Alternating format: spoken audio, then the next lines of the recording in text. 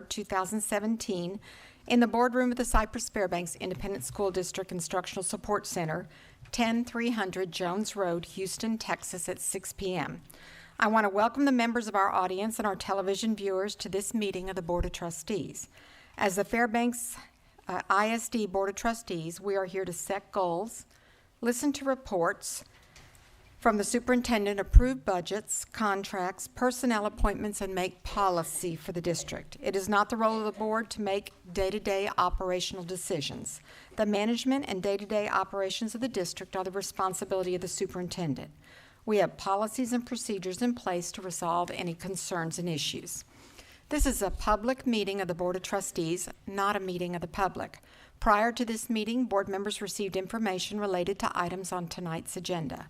Agenda items will not necessarily be handled in the order listed on the notice. The meeting is open to all who wish to attend and hear the matters discussed. During the course of this meeting, the board may determine that a closed session is necessary.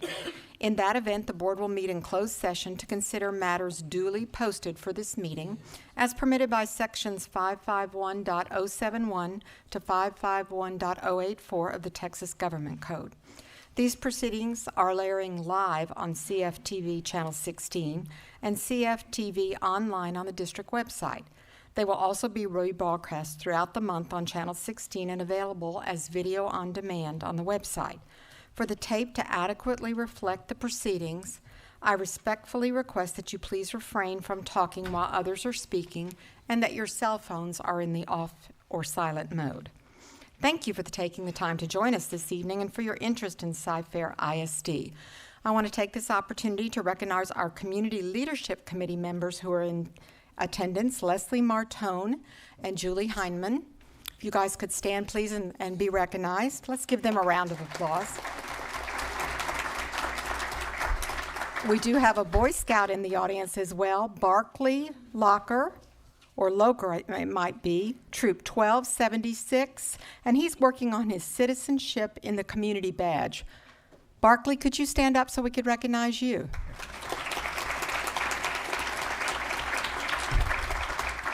And I heard that we have a very special namesake with us tonight. Julie Kayla, will you please wave so we can recognize you? Thank you for being here tonight. And lastly, we have some Anthony Middle School Leadership Academy of participants with us tonight. Will all of you stand so that we can recognize you? We're very proud of you. Oh, I'm sorry. If we need to do that later, just kind of motion to me. All right, we are going to stand in just a moment and have a moment of silence, and then followed by that, we'll have the presentation of colors and the Pledge of Allegiance. I want to recognize our Cy Falls High School Junior ROTC candidates presenting the flag tonight, even though we're not going to do that for just a minute. They are Andrea Vargas, Ashley Guerrera, Josephine No, and Miguel Martinez. The sponsors at Cy Falls are Lieutenant Colonel Chris Eccles and Master Sergeant Herman Broussard. So, if you will stand with me for a moment of silence, I would appreciate it.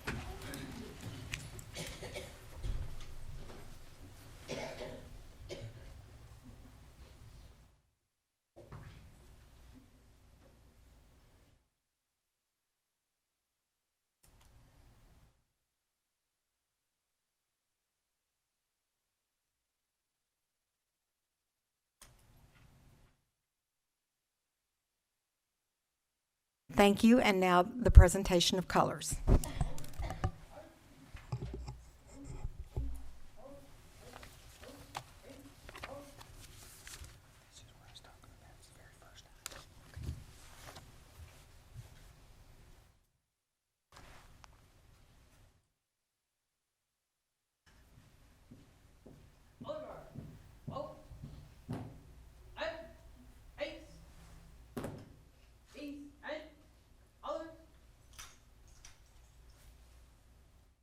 I pledge allegiance to the flag of the United States of America and to the republic for which it stands, one nation, under God, indivisible, with liberty and justice for all.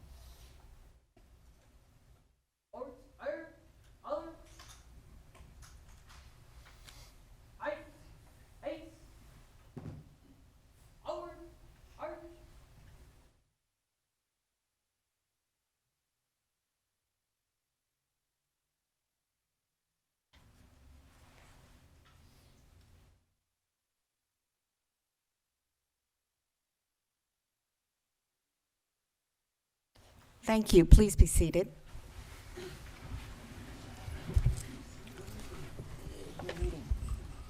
A board member, Bob Covey, who is our secretary, will read the district's vision and mission statement for the benefit of the audience.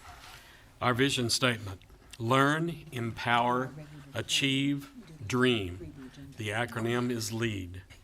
Our mission statement: maximize every student's potential through rigorous and relevant learning experiences, preparing students to be 21st century global leaders. Thank you, Mr. Covey.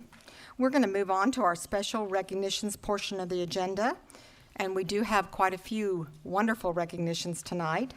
In honor of Texas School Board Recognition Month, the superintendent will recognize the Cypress-Fairbanks ISD Board of Trustees for their dedication, leadership, and continuing service to the children of this district. I'd like to turn that over to Dr. Mark Henry. Thank you, Madam President, trustees. I think you can look around the room this evening and see how much that you are being honored this evening, and certainly that honor is justified and deserved.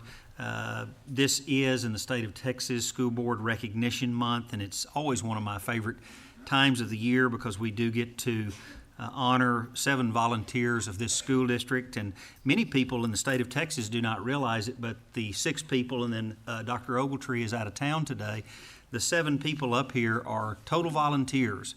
The closest thing they get to payday is we'll usually provide them with free water up here at a meeting, and then you can see some of the books that are dedicated in the library in their names. So they are absolutely unpaid volunteers, and they literally spend hundreds of hours every year, and of course they have to take on many difficult decisions on behalf of the community, so certainly we appreciate them. The theme this year is All-Star Team. In 2015, this group was recognized by the state of Texas as the #1 honor board in the state, and although a new one was crowned in 2016, we continue to have the same group that continue to be an honor board. And these trustees, I can say, having worked with them now nearly for 6 years, are always looking out what's best for students and our employees. Although academics are the most important thing we do, all other areas of the school district they are always looking out for, whether it be our activities program, whether it be our men and women who take care of our students in the cafeteria, custodial services, maintenance. They just do such a wonderful job of looking out for all of our employees. And it's just it's an honor and a privilege for me to be able to work with this group of men and women.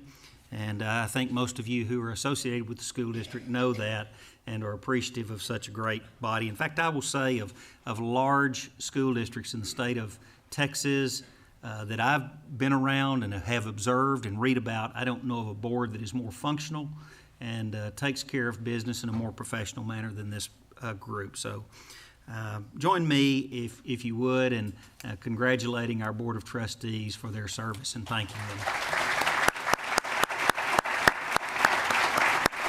Thank you, Dr. I'm still going. I'm not very well. Now I'm going to ask the board members if they would. We have seats reserved for them down here in front, and we're going to have a performance by the Jersey Village Chamber Choir, and then when they're through, I would ask y'all if y'all would return to the dais, and we'll continue with our honoring of you. Oh, goodness.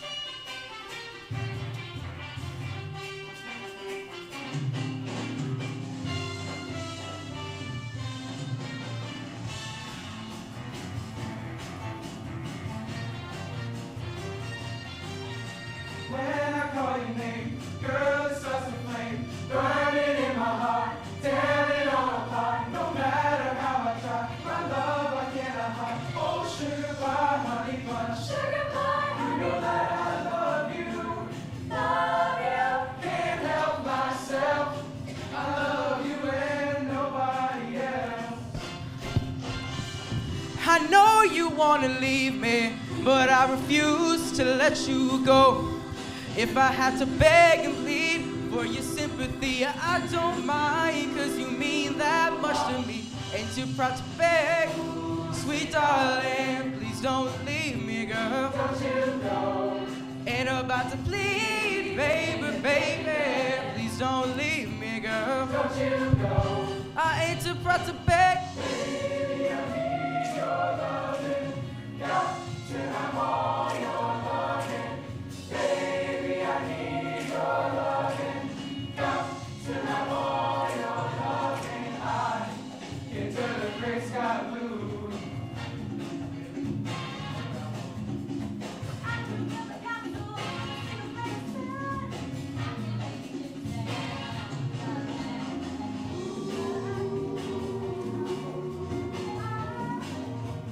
Can't get next to you, babe. Can't get next to you. Can't get next to you, babe. Can't get next to you. Feel like you can't go on. Can't go on. Your hope is gone. All your hope is gone. Much confusion. Much Because your happiness confusion. is just an illusion. Happiness is just an The world illusion. is crumbling down. So darling, reach out. Reach out.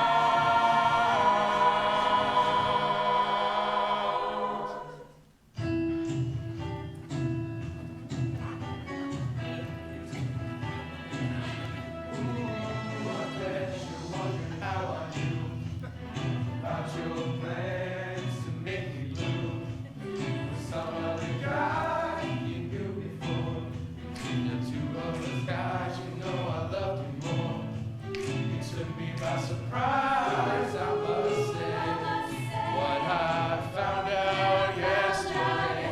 Don't you know that I heard it through the grapevine?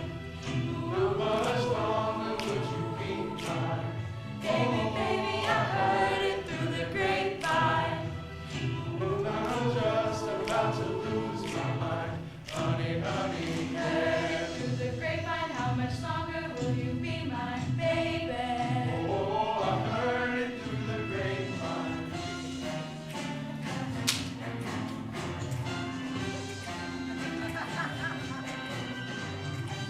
Like a fool, I wouldn't stay too long.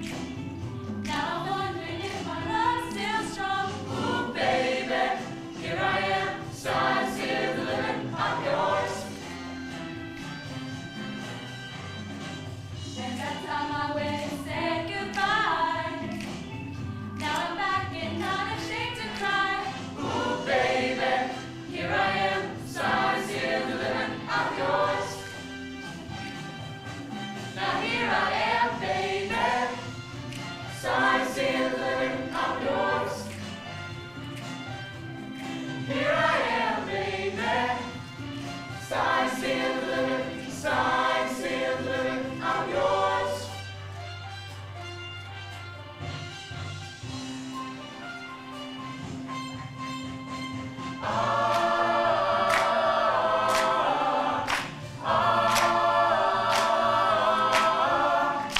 Ain't no mountain high enough, ain't no valley low enough, ain't no river wide enough to keep me from you. Ain't no mountain high enough, nothing can keep me from you. Ain't no mountain high enough, nothing can keep me from you. Ain't no mountain high enough.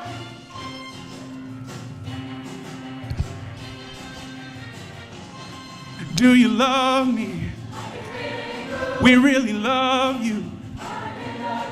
Do you love me?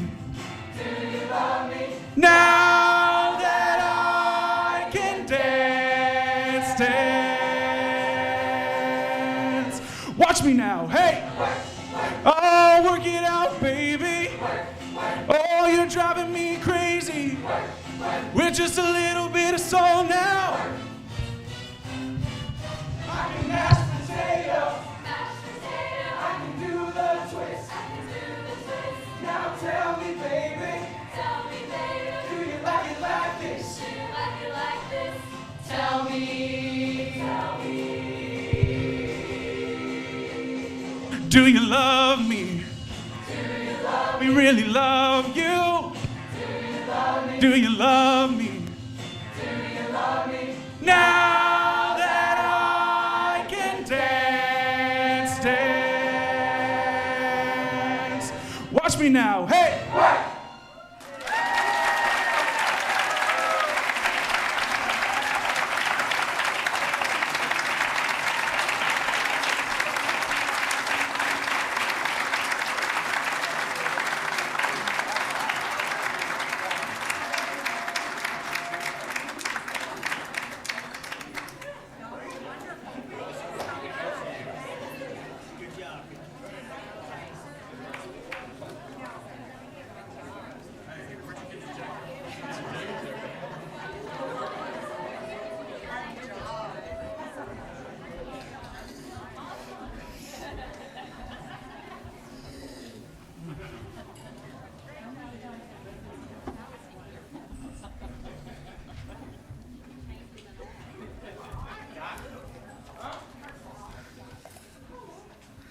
Well, certainly, no matter why you came here tonight, that'll put a smile on your face. And we do thank the Jersey Village Chamber Choir for that, and I know our trustees do.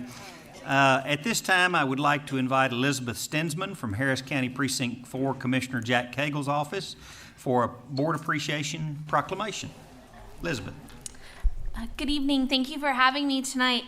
It's a tough act to follow, but I'm going to try.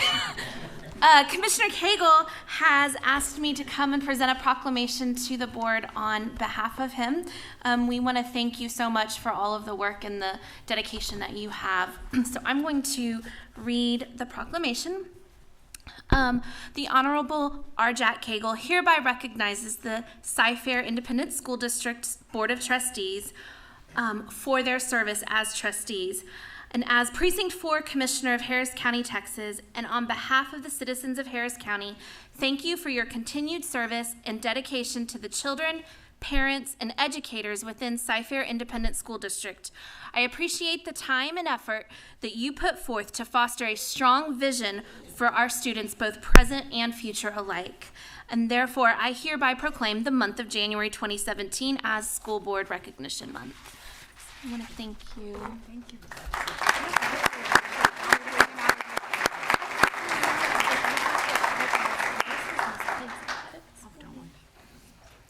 Thank you so much.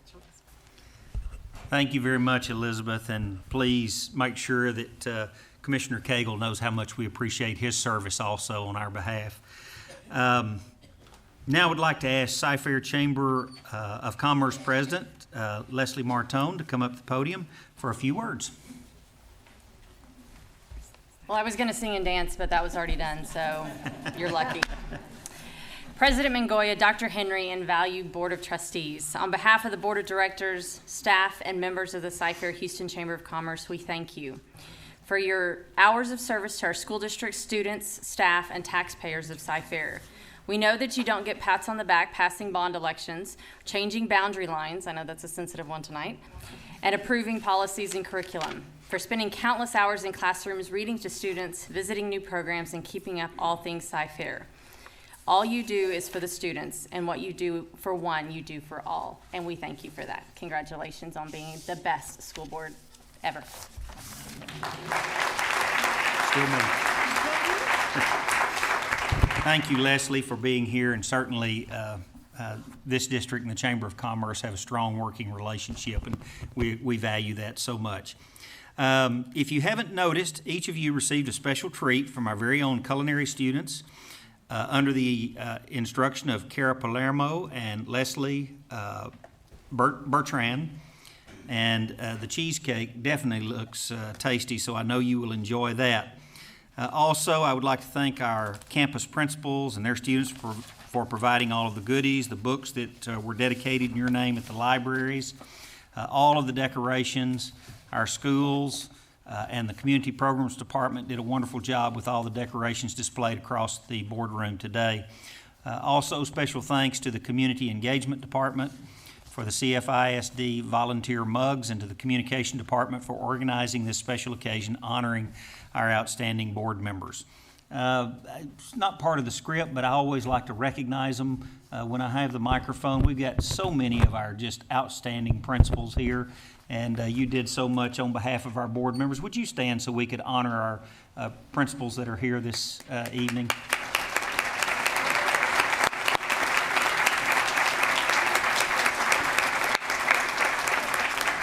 Great turnout.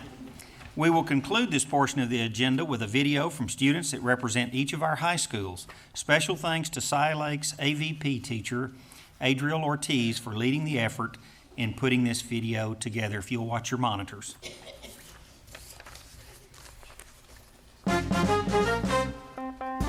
Cypress Lakes High School is proud to thank our Board of Trustees at CFISD, but not just our campuses, but also our sister campuses. Cy Fair, Cy Falls, and Cy Ridge would like to thank you for your dedication to this district.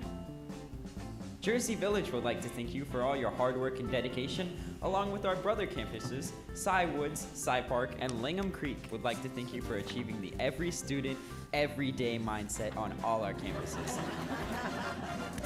Let's not forget our mom and pop campuses, Cy Ranch and Cy Creek, who are just thrilled in being part of this beautiful family that is formed.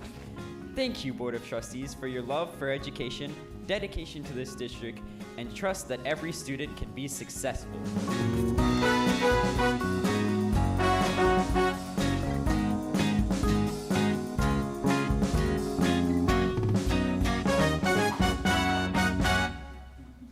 Madam President.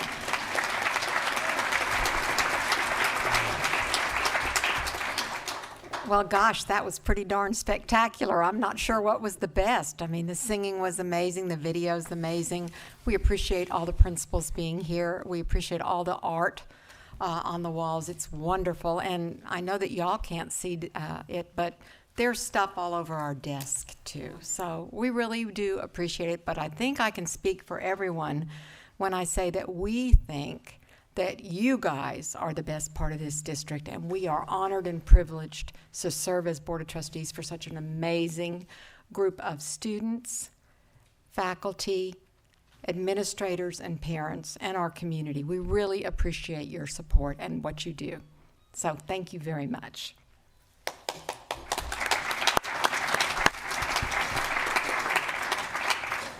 Gosh, I hate to go on, but we do have to go on, and we're going to milk that school board honor board for as many years as we can. B, the board will recognize CFISD for ranking number 26 in Houston's top workplaces in 2016 by the Houston Chronicle. The top workplaces awards are determined in partnership with the Philadelphia-based Workplace Dynamics, the employee research and consulting firm. And I'm going to turn it over to you again, Dr. Henry, but you can't take as much time with this one. Okay, and Nicole, we have someone from the Chronicle here that's going to make a presentation. Oh, I didn't realize that. Great. You know, I graduated from high school over 50 years ago, and I want to really thank the Jersey Village kids. Some of those Motown songs are 50 years old. So we had some moves back then, you know. But Dr. Henry and the Board of Trustees, I'm Jack Sweeney. I'm the chairman of the Houston Chronicle, and along with my colleague, Laura Estevan Herman, Chronicle Major Accounts Executive and Education Specialist, we're honored to be with you tonight. We're here to recognize Cypress-Fairbanks ISD being named a 2016 top workplace in Houston. With over 19,000 staff and faculty, you're one of the largest employers in the Houston market, serving 115,000 students on 88 different campuses, with virtually all being rated exemplary or recognized by the Texas Education Agency. What a great job you do. The Chronicle's Top Workplace Award is determined in partnership with Workplace Dynamics, an employee and research consulting firm which conducts these surveys in over 50 major markets throughout the country every year. The survey was sent this April to all Cypress-Fairbanks ISD employees. It measures attitudes and perceptions on matters ranging from compensation to the direction employers are taking. Connection, alignment, and effectiveness are the keys. Healthy organizations thrive when people feel connected. Engaged employees are motivated to do great work, remain loyal to the organization, and recommend the organization to others. As was said, Cypress-Fairbanks ISD ranked number 26 of 50 large businesses and one of only 150 large and small businesses to even make the Chronicle's 2000 top workplace list.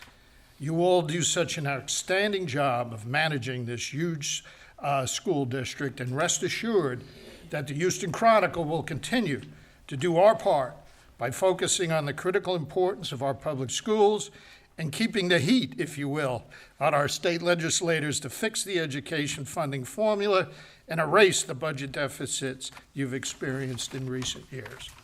With all the political issues we have swirling around today, what is more important than the education of our young people? I'm very confident that there's no disagreement in this room. Cypress-Fairbanks ISD was so proud of you to have you part of the Houston Region's education team. On behalf of Laura Estefan Herman and myself, please accept this 2016 Workplace Award from the Houston Chronicle. Thank you, Brother.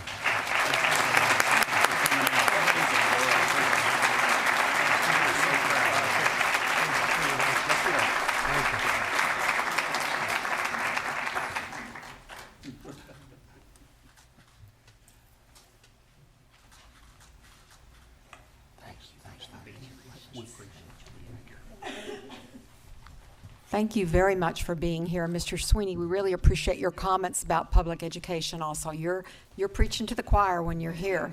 We agree with you.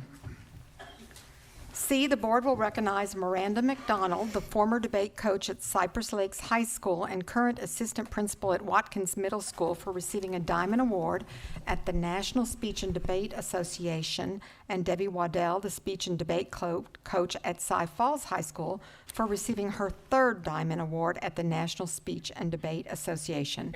Stacy McGee will do the presentation. Board of Trustees and Dr. Henry, it is my pleasure to present to you two tireless educators who have distinguished themselves as Diamond Award recipients by the National Speech and Debate Association for excellence in coaching. Both will be honored this summer in a national ceremony in Birmingham, Alabama. To be named a Diamond Coach is a designation that is bestowed upon select speech and debate teachers whose professional careers demonstrate dedication and achievement. The National Speech and Debate Association serves as the honor society for this activity. As such, it tracks the success of high school programs across the country, and it awards points to students based on their levels of participation and accomplishment. Diamond Awards are earned progressively by teachers based on their team's total points and the amount of time they have given to speech and debate instruction. Our first honoree tonight is Miranda McDonald, who earned her first Diamond Award in December. Ms. McDonald coached the team at Cy Lakes High School for 6 years until becoming an assistant principal at Watkins Middle School just this January. This award gives a much-deserved recognition to her for the culmination of her speech and debate accomplishments. The minimum requirements for her to earn her first diamond is that she has taught speech and debate for at least 5 years and that her students have earned at least 15,000 Honor Society points. Ms. McDonald has helped nurture a very strong speech and debate program during her time at Cy Lakes, which brought home a state championship title just last school year. And her efforts have extended to benefit the larger CFISD community, as she has served as a go-to mentor for new speech and debate teachers across our district. She has been a role model for civility and inclusivity in debate competition, and is always willing to step up and help out. One example of her service to our district is the volunteer work she has done for our district's UIL Spring Academic Meet. I've been the director for this event for the past 2 years, and Miranda has been my right hand. She has humbly worked beside me as my tabulation assistant without any expectation of being acknowledged. So tonight, I'm very happy to publicly thank her and to congratulate her on being a Diamond Coach. Miranda, please come forward to be recognized.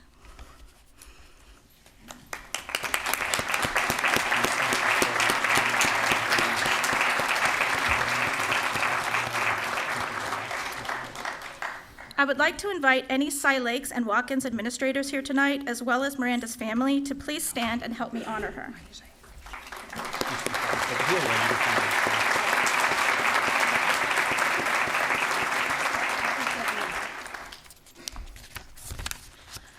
Our next honoree is Debbie Waddell, who tonight is earning her third Diamond Award as the debate coach at Cy Falls High School. Ms. Waddell began teaching in CFISD in 1989, and she has been the coach at Cy Falls for 18 years. Earning her third diamond places her among an elite group in her profession, as only 3% of debate coaches across the country have achieved this status. The award requires recipients to have taught speech and debate for a minimum of 15 years, and for their teams to have earned an impressive 60,000 Honor Society points. In addition to her many Cy Falls accomplishments, Ms. Waddell has dedicated huge amounts of time to speech and debate across our district, Greater Houston, and the state of Texas.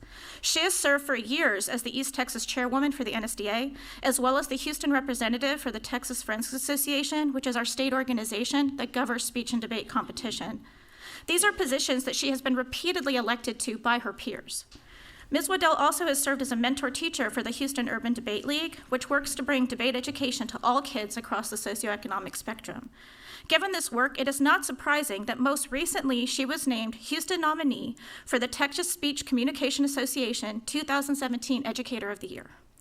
Ms. Waddell is passionate about teaching students the critical thinking skills they need to be lifelong learners, and she puts her time where her heart is. Tonight, it is my privilege to celebrate the work that she has done as a 3-time Diamond Coach. Debbie, please come forward to be recognized.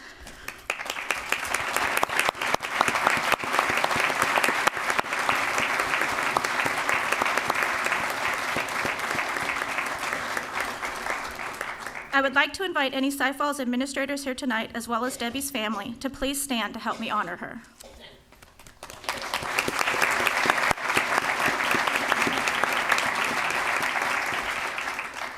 Debbie and Miranda, we are so appreciative of all you have given to our CFI speech and debate students and your willingness not only to serve your teams, but also to work towards the benefit of all those around you. Thank you. Thank you, Ms. McGee. Wonderful award. The Board D will recognize Maintenance Department Ground Crews member Melvin Duran and Cypress Woods High School trainer Louis Villarreal for saving a fellow employee's life. I believe we have two presenters again, Roy Sprague and Scott Ledoux. President Mongoya, members of the board, Dr. Henry, I would like to introduce Mr. Scott Ledoux, our Assistant Director of Maintenance, who will do the formal presentation. I should phonetically put that one out. I should know because it's the page. I should know. Ms. Mongoya, Board of Trustees, and Dr. Henry, it's a pleasure to present to you this evening 2 men who have distinguished themselves among their peers. On the morning of December 29th, Mr. Melvin Doran, groundskeeper at Cypress Woods High School, and Mr. Louis Villarreal, head athletic trainer at Cypress Woods High School, had their lives changed forever. And if you will, I'd like to bring you through some of the events of that morning.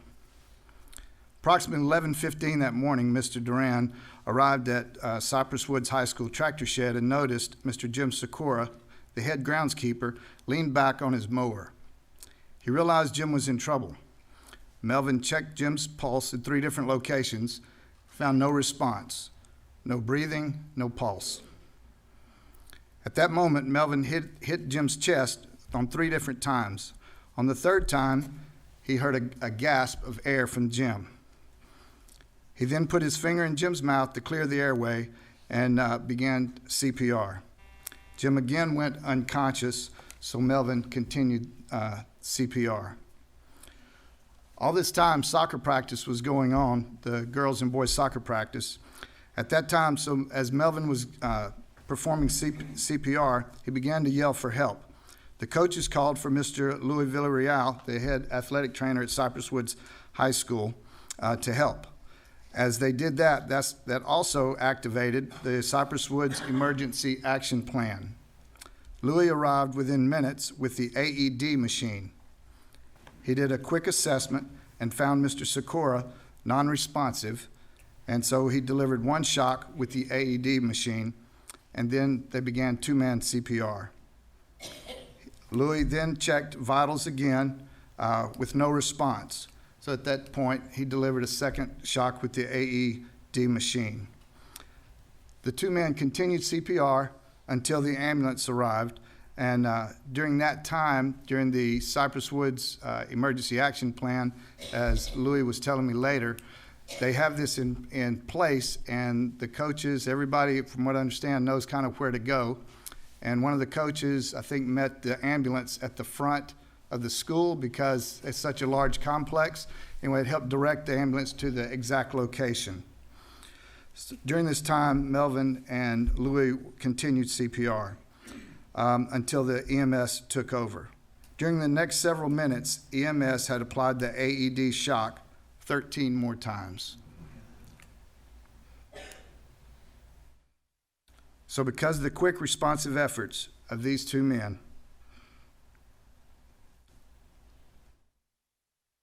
Mr. Sikora is alive today.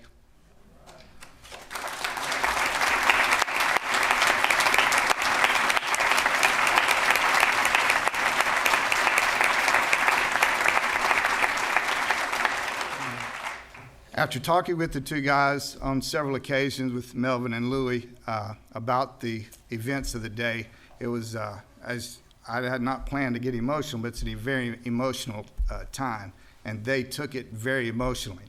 And so it's a great pleasure and a privilege of mine to present these two men to you guys and allow them to be honored for their heroic actions, and as Melvin said, he just something took over. So at this time, Louis Villarreal, the head athletic trainer, if you'll come up, please.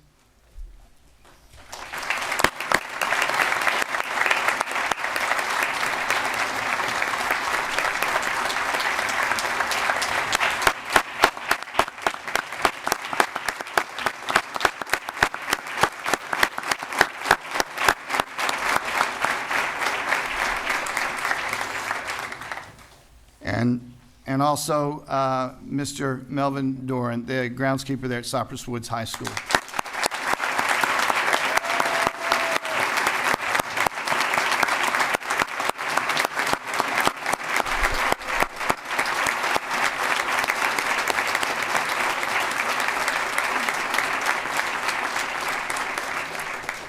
The gifts that were given was a token of the appreciation from, I'm going to ask Mr. Sikora's sisters, Janet, Patty, and Kathy, if you'll please stand. The presents were a token of their appreciation, so they're very grateful.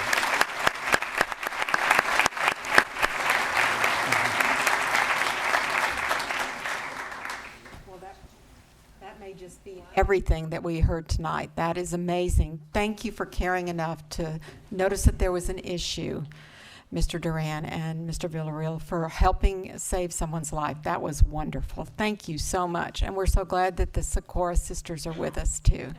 Thank you. All right.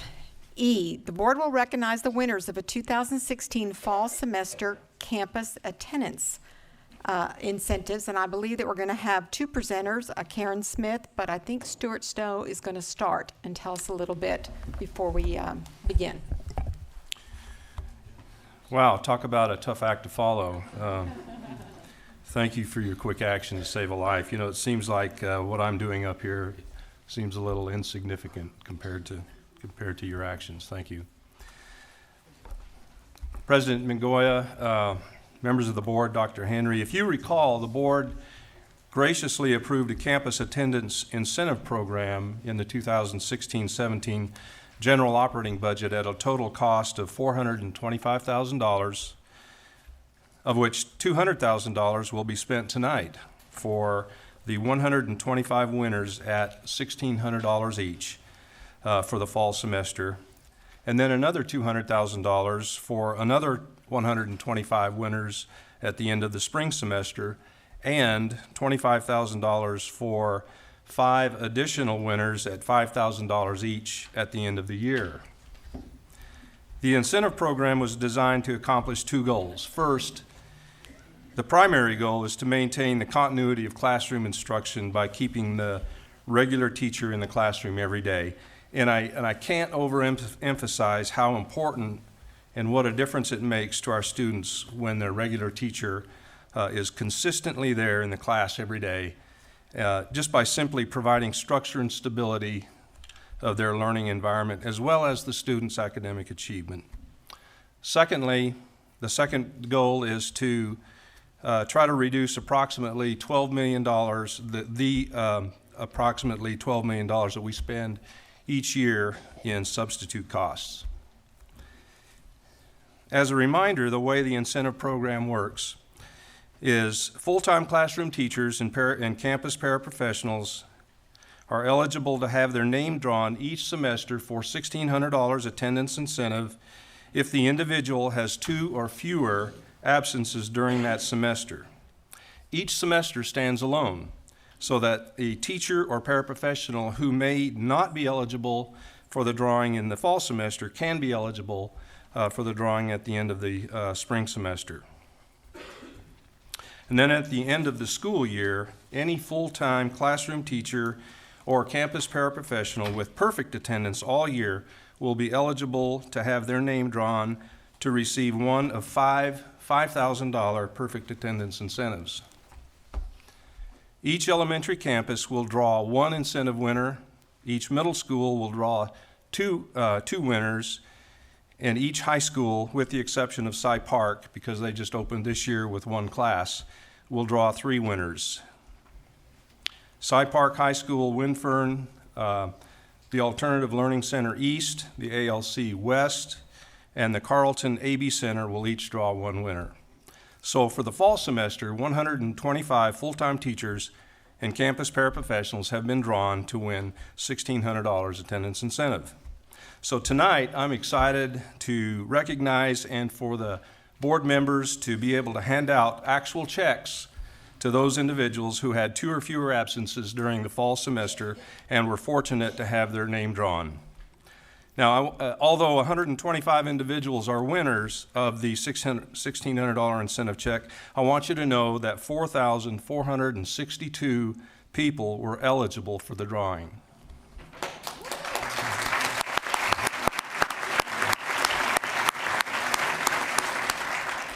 So at the end of the school year, we will ask you again to hand out another 125 checks for $1,600 each to those full-time teachers and campus paraprofessionals that had 2 or fewer absences during the spring semester and were fortunate to have their name drawn, plus the 5 additional checks for $5,000 each for those individuals who had perfect attendance all year and also were drawn from the pool of eligible employees.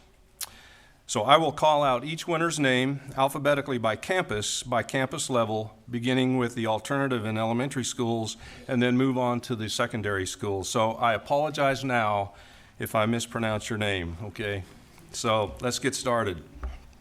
Ms. Mongoya, you're in position? All right.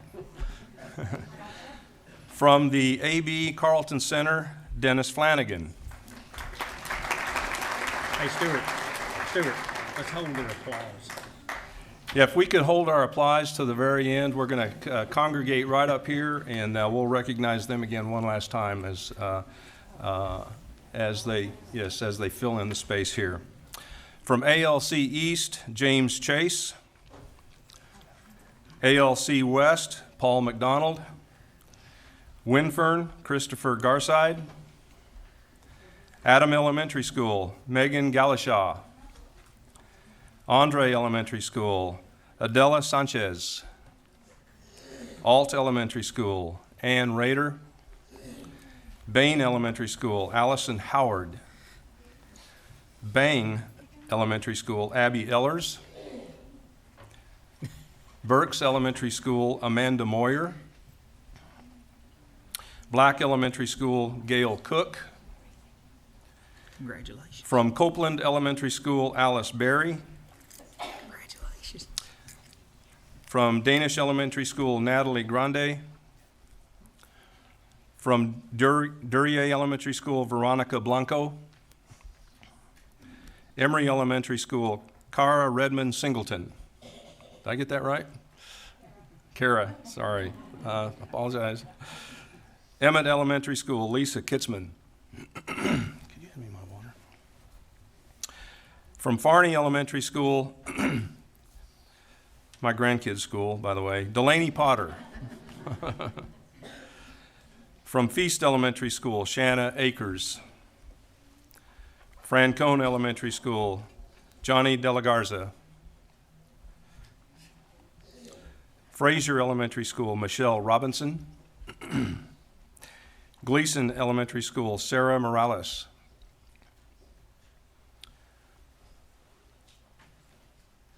From Haregrove Elementary School, Rebecca Kosakis. Hamilton, Kristen Hall. Hancock, Courtney Manson. From Hemingway, Alicia Ainsworth. From Holbrook, Elaine Riggs.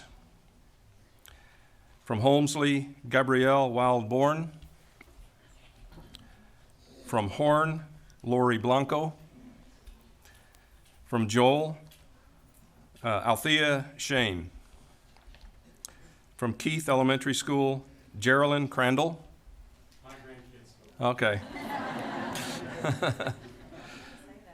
From Kirk Elementary School, Rebecca Gallion. Lambkin Elementary School, Thomas Solbeck. From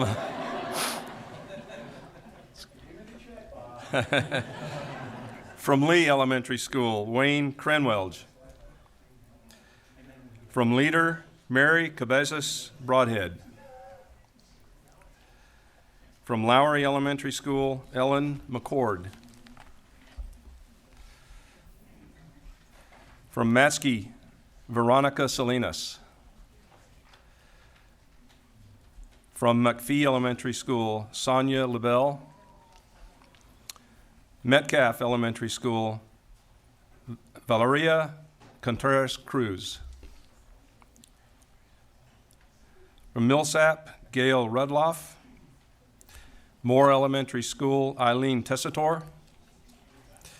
Owens Elementary School, Mary Catherine Kattlecheck. Did I get that right? All right. Pope Elementary School, Primo Vasquez.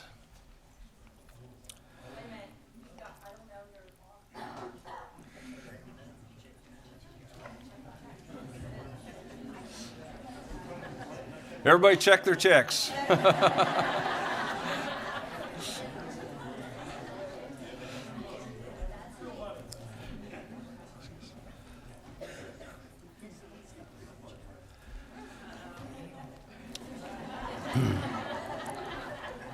Some of the award winners were not able to make it to the meeting tonight, but I'm calling their name anyway, so. Okay. I told you that. I told you that.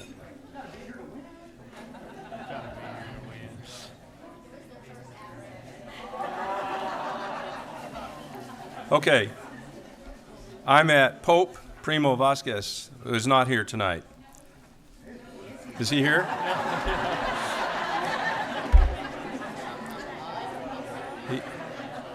So we do have a check for you, but I didn't sign him.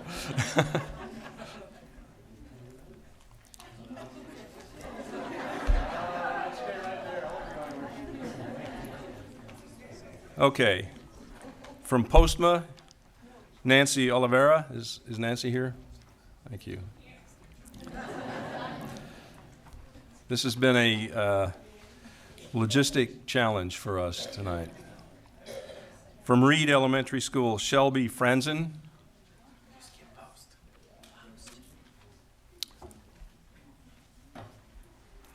From Rennell, Post. Sophia Ruiz, I'm sorry, Post.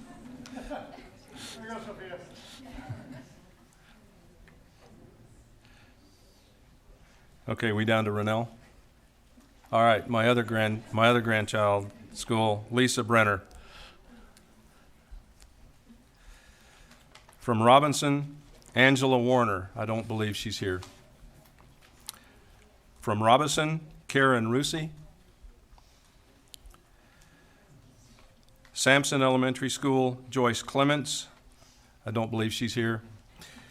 Sheraton Elementary School, Jason Gatchalian? Gatchalian? No. It's close enough. Gatchalian. From Swanky, April Funderburk. All right. From Tips Elementary School, Sherry Rossi.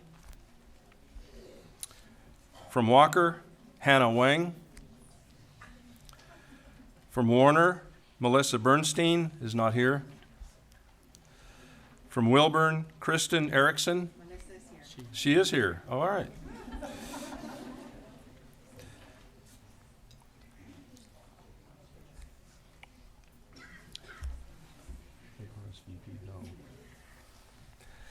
From Wilson Elementary School, Kendall Williamson. Woodard Elementary School, Julie Craig.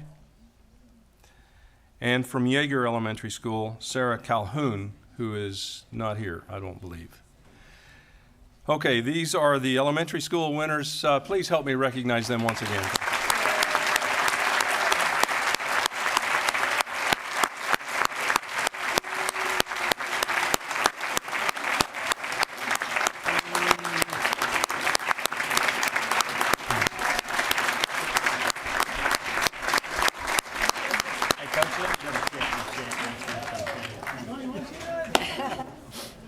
Okay, you can file out this way.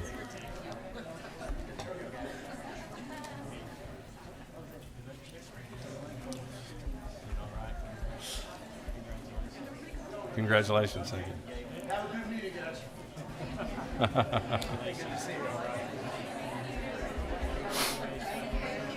Thank you.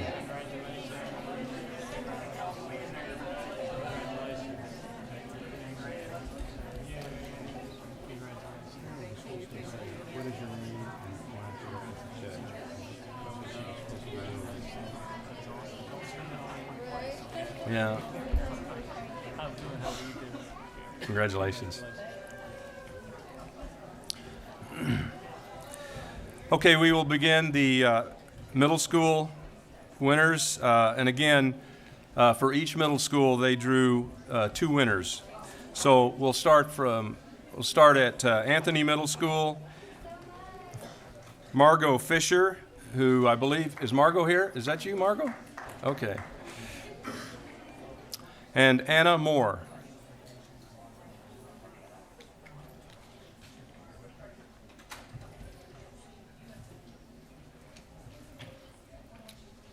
I don't know how hard it is to say, what's your name? And maybe I was going too fast.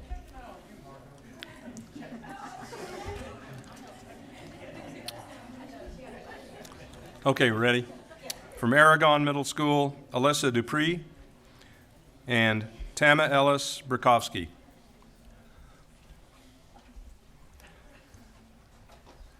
From Arnold Middle School, I don't know that either one of them are here.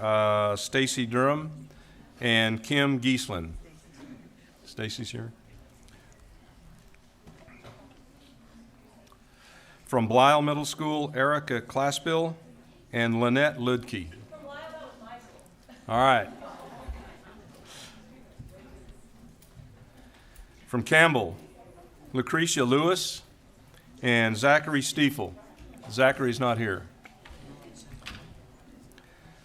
From Cook, Laura Bolding and Betty Varner. From Dean Middle School, Kaylee Christensen and Sandra Thrasher. From Goodson, Arlene Duncan and Dolores Noel. From Hamilton, Shanna Janner and Alicio Rodriguez. From Hopper Middle School, Rachel Kepi and Elizabeth Trevino.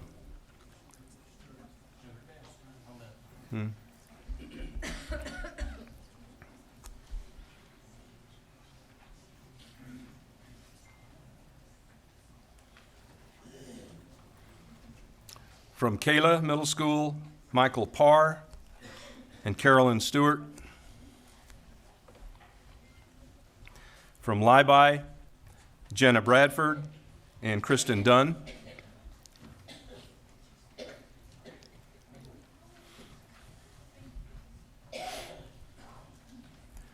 From Salyards Middle School, Bridget Angelica and Lisa Meadows. From Smith Middle School, Vanita Law and Gwen Murphy. From Spillane Middle School, Morgan Banks and Laura LaBounty. From Thornton, Joe Lee and Tabitha Owens. From Truett, Jackie Allen and Crystal Gilmore.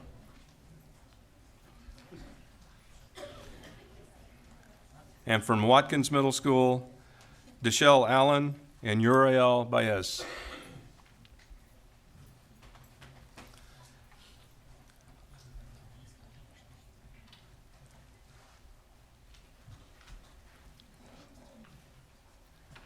Do we have room to move the high school in? Dismiss this one. Okay. Okay, that's the end. These are the middle school winners. Help me congratulate them again.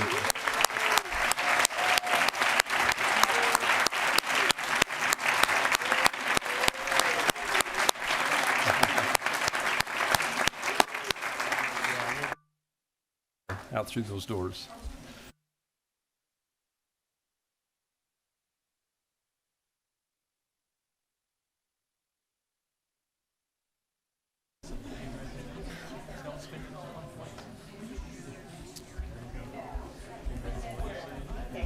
Thank you. Thank you. Congratulations.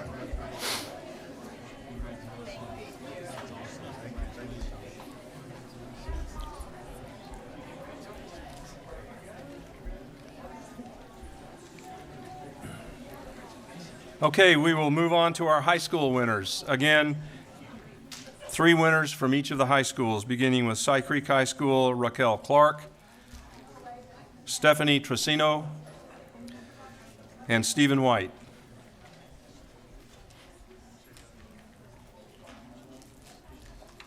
From Cy-Fair High School, Michelle Matayag, Kimberly Morgan, and Aaron Walker.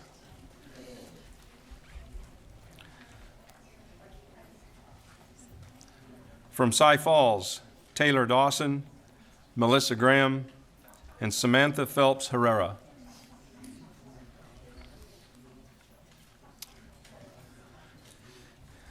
From Cy Lakes High School, Stephanie Rodriguez, Marie Smith, and Ashley Walker.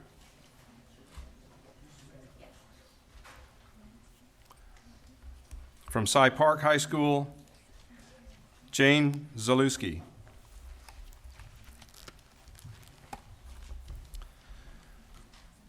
From Cy Ranch, Jessica Flowers, Nancy Hines, and Kylie Mann.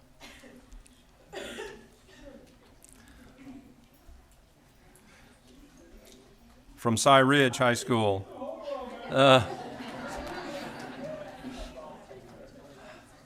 from Cy Ridge High School, Lucia Contreras, Marisol Dexter, and Jessica Lee. From Cy Springs, Larry Boykin, Jorge De Jesus, and Jonathan Warren. From Cy Woods, Juan Guevara, Barbara Hooten Bayerjan, and Katrina Williams.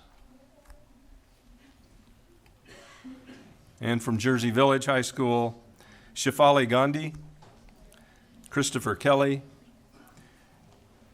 and Moniqua Ward. And from Langham Creek High School, John Huntington, Elizabeth Mascoro, and Frederick Young.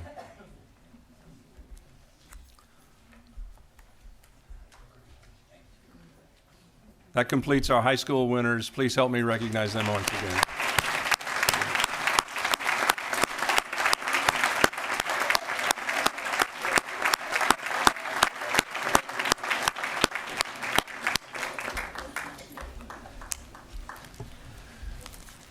President Mongoya, that completes my presentation. Thank you. Thank you, Mr. Snow. We appreciate it. We're not going to make y'all stand there. You can go out this way. I said the mall is still open if you'll hurry. Yeah. Thank y'all. Thank you very much. Thank you very much. Pays to show up. Thank you very much. Congratulations. Congratulations. Congratulations, guys. Good job. Appreciate it. Thank you. Congratulations. Thank you very much. Appreciate y'all showing up here. Thank you very much.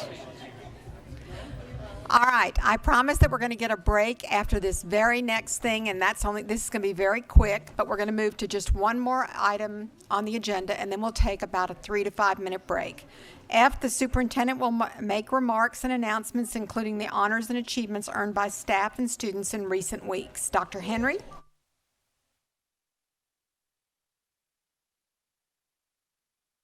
The 15th Annual CFISD Invitational Wrestling Tournament at the Berry Center. 27 CFISD wrestlers won medals, including 1 gold medal, in their respective weight classes. Both Cypress Ranch High School girls and boys teams were the highest placing CFISD representatives, and certainly want to congratulate all our talented students, but just, the Berry Center staff and our athletic department led by Ray Zapata back here. It's really an amazing event. It's the largest high school wrestling meet in the country. Now, you think about Iowa and all of the Midwest, how big wrestling is, but in Cypress, Texas, we have the biggest high school wrestling meet in the country, and it's certainly well attended, and I think a great boon for our business community, too, because it brings in people from all over the state of Texas. 7 CFISD student musicians traveled to Washington, D.C. with the virtuoso of Houston Young Artist Chamber Orchestra to perform at the presidential inauguration on January 20th. The students performed at an honorary reception and candlelight congressional dinner on January 18th at the Hay Adams Hotel. The following evening, they performed for the reception at the Texas Society Black Tie and Boots 2017 Presidential Inaugural Ball at the Gaylord National Resort and Convention Center. These students were present for the swearing in of the president at the U.S. Capitol, so certainly that was a great trip for those young students.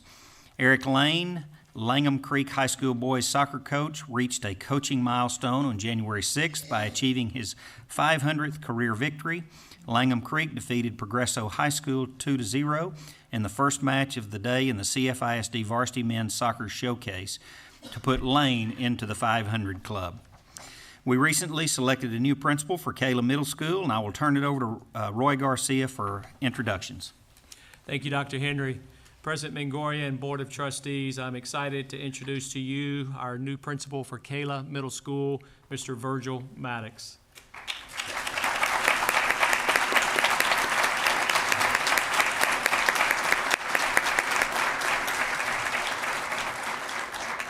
I'll share a little information about Virgil and then give him an opportunity to address the board and introduce his family and any supporters he has here this evening.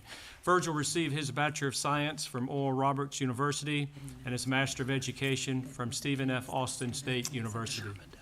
Virgil is in his 14th year in the education profession. He began his career as a special education teacher in Hitchcock ISD. He also served as a teacher and head track coach at Springswood High School in Spring Branch ISD.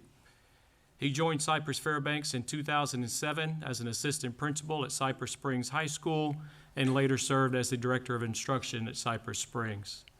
When Virgil is not working, he enjoys spending time with his family, reading, and traveling.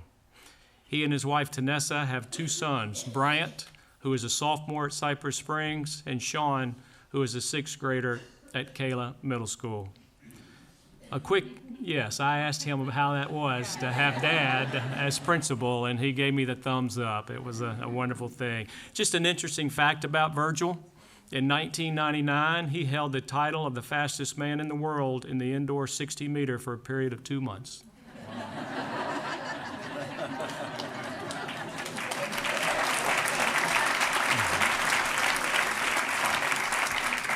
Please join me in congratulating Virgil on his new leadership assignment.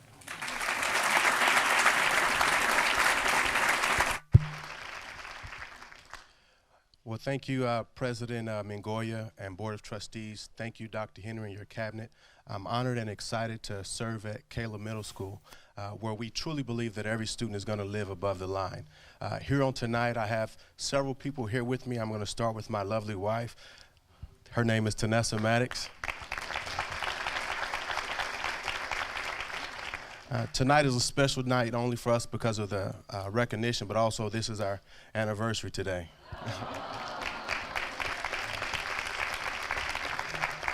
I have my youngest son, Sean Maddox, here. My oldest son, Bryant. I have my two brothers and sisters here. That's Bernard and Destiny. Please stand. And without these two individuals, it would not be possible, my lovely mom and dad, Virgil and Felicia Maddox.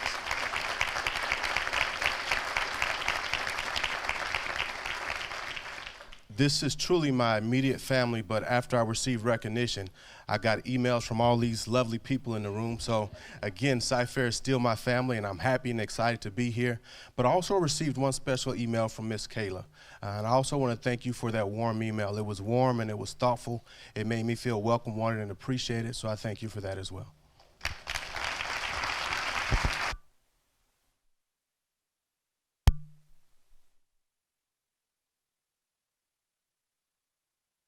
Role. And Sherma, did you have anyone else join us in your leadership group? Okay, everybody that's in the Anthony leadership group, if y'all would stand up so we can acknowledge you again. There we go. All right. This truly been one of the most enjoyable recognition times since I've been here for 6 years. So thank you, gentlemen, for your fast action. Of course, all of our employees who make such an effort every day to reach and touch the lives of our students. Mr. Sweeney, I can't tell you how impressed that you're here this evening. Ms. Mingoya and I have been talking about it, and we're so impressed, and we're impressed with your commitment to public ed in our area, and thank you so much for taking the time to be here. Thank you. And having said that, I'll turn it over to... And I'm just going to tell you that we're going to take a 3 to 5 minute break, so those of you that would like to leave have an opportunity to do so.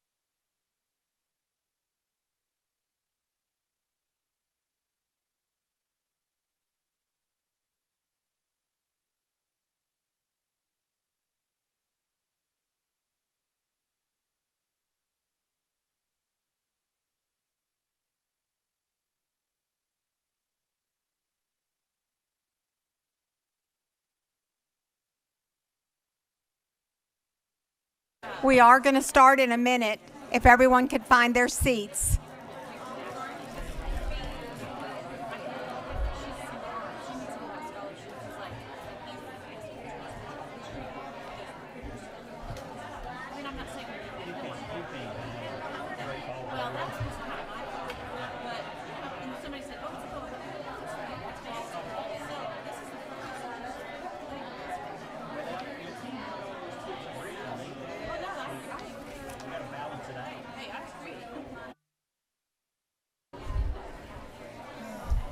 We are ready to get started. If you could please find your seats.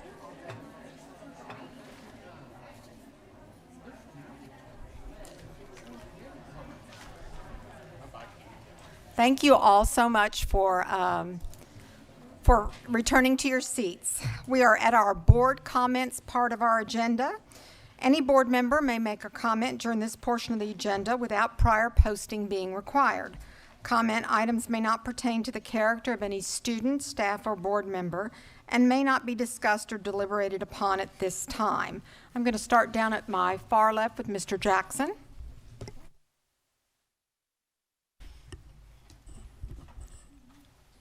I would first like to say thank you to the ongoing leadership at the state level exhibited by my colleagues.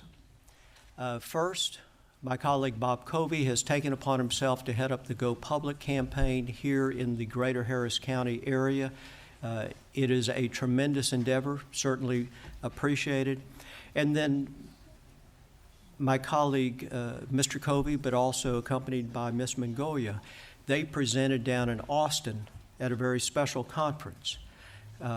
Continually, leadership is shown at the state level, not just by Dr. Henry, but also by the board members themselves, and that's part of what makes this a very strong school district. I would also like to say that it's great fun, Mr. Snow, to help you pass out the checks tonight. That's payment to us when we get to say thank you in a very meaningful fashion to staff and employees of this district for a job well done. That's more than enough recompense for me, and I appreciate it. I would repeat what I said last Thursday for emphasis tonight. I was offended a year ago when an advisory committee labeled pre-K to be godless and socialist. I have been further offended when those that I thought were good friends would consider to label me an educrat and suggest that although we have had for over 30 years an accountability system that one just arrived this past year and we are running from the hills. As you will see tonight, this district stands tall based on any evaluative system that those individuals care to design. Thank you. Ms. Hartley. I just wanted to say thank you to everybody. This is so sweet and heartwarming. It is a tough job being up here, but it's one that we all do for the right reasons because we love this district, we love the staff, we love the children. I want to say thank you to all the schools who donate books in our honor. It's so neat to think of some child might open a book and see our names and see that, that we care about them. And I just, as a child who grew up in this district and my mother grew up in this district, and now my kids are in this district, and I just see this wonderful sense of Cy-Fair still pushing through. And I think about my great-grandfather, who I learned many years ago, went to Austin years ago and asked for Cypress and Fairbanks to become an independent school district. And I can't imagine what he would be thinking now looking at this. So I thank you so much. I am honored for the privilege to help this district, and I appreciate all the love. Thank you. Thank you, Ms. Hartley. Dr. Ogletree could not be with us today. He is out of town, but I know that he would extend his gratitude for all the recognition that we also received tonight. Mr. Covey? Well, I kind of go along with what Ms. Hartley just said, and it is an honor to serve on this board, and it has been an honor for the last 12 years, and I have thoroughly enjoyed it. But I have to tell you that the accolades that are given to us are reflective of this entire school district. and that is what I'm most proud of. It's just an amazing school district, and one that I am very proud of, and I find my pride sometimes overwhelming myself, and I sometimes talk too much about Cy-Fair, and especially when I walk into a group of other board members and they immediately go, oh, yeah, 115,000 students, I know, best board in the whole state. I'm like, okay. So I'm very proud of this, and thank you very much. I'll also tell you, and thank you, Tom, for mentioning that Ms. Mingoya and I did attend the excellent governance that was put on by TASB just recently, and pretty much I would say it was kind of an outshoot of what the Texas Education Commissioner had asked, and that is that boards be more involved and know more about the accountability. And that's one thing that I can say about Cy-Fair is we are educated on what the accountability is and what we're doing as far as teaching students. It's not something that we're not used to, but I will say that what we did find there were a number of things. Number one, we were very proud of a lot of things we did because they said they were really good things to be doing. So we were happy about that. But I will say that there was one thing that was brought up, and I would like for us to consider putting this on the agenda next month, and that is doing a board self-evaluation. This was brought up a number of times at this meeting. And I know we talked about this actually during when I was president, and I think Mr. Jackson even brought some information while he was on the TASB board. I didn't think that the TASB evaluation actually fit us exactly, but I do think that we need to do it. And I think it's one of those things, if you don't know where you're going, how do you know when you get there? So it's very important for us, and I'd like for y'all to consider putting that on the agenda next month, President Mingoya. And again, just thanks to all of you who are out there teaching and working on a daily basis. Thank you. Mr. Ryan? Thank you, Darcy. I'd echo the sentiments that all the other board members have shared tonight. You know, it's nice to work with a group of people who have a common goal and a group of people that don't have individual agendas. That hasn't always been the case on this board, as we all know. It is now, though. Every member of this board, I appreciate the fact that they put the needs of the children of the district first and public education first, not just in our community, but also in Austin and statewide. So I think that says a lot about the people that I'm working with. And so I'm very grateful to have board members that put the needs of our students first and then our taxpayers as well. Yesterday was a pretty awesome day because we got to celebrate the 75th anniversary of our mothership, and that would be Cy-Fair High School. And Jackie Hamilton at Cy-Fair High School did a remarkable job. I mean, the whole day was fantastic, and I just can't thank her enough and can't thank Anna Martin enough for what they did over at Cy-Fair High School. It was just a fun day. It really was. It was nice to see neighbors, old classmates, friends, namesakes, and you know, regardless of how big we get, I think tonight you got a chance to see when Judy Kayla came back to be here for Virgil being named principal at Kayla Middle School. That is what Cy-Fair ISD is always about, whether we have 115,000 students or 215,000 students. It will always be a close-knit community, and I'm very grateful for that, and it just makes me enjoy serving this community. So thank you very much. Thank you, Mr. Ryan. Ms. Blackshear? Yes, I would echo what the others have said. For me, I've just been on this board for 1 year now, but what an honor and a privilege it is for me to be able to work with the rest of this tremendous board and to be able to serve our community, our school district, our students, taxpayers, our faculty. If you have an opportunity to visit schools, you just realize how blessed we are to be in the Cy-Fair School District. This month, I have visited 4 different campuses, and we have tremendous principals. We have very capable teachers and paraprofessionals and staff.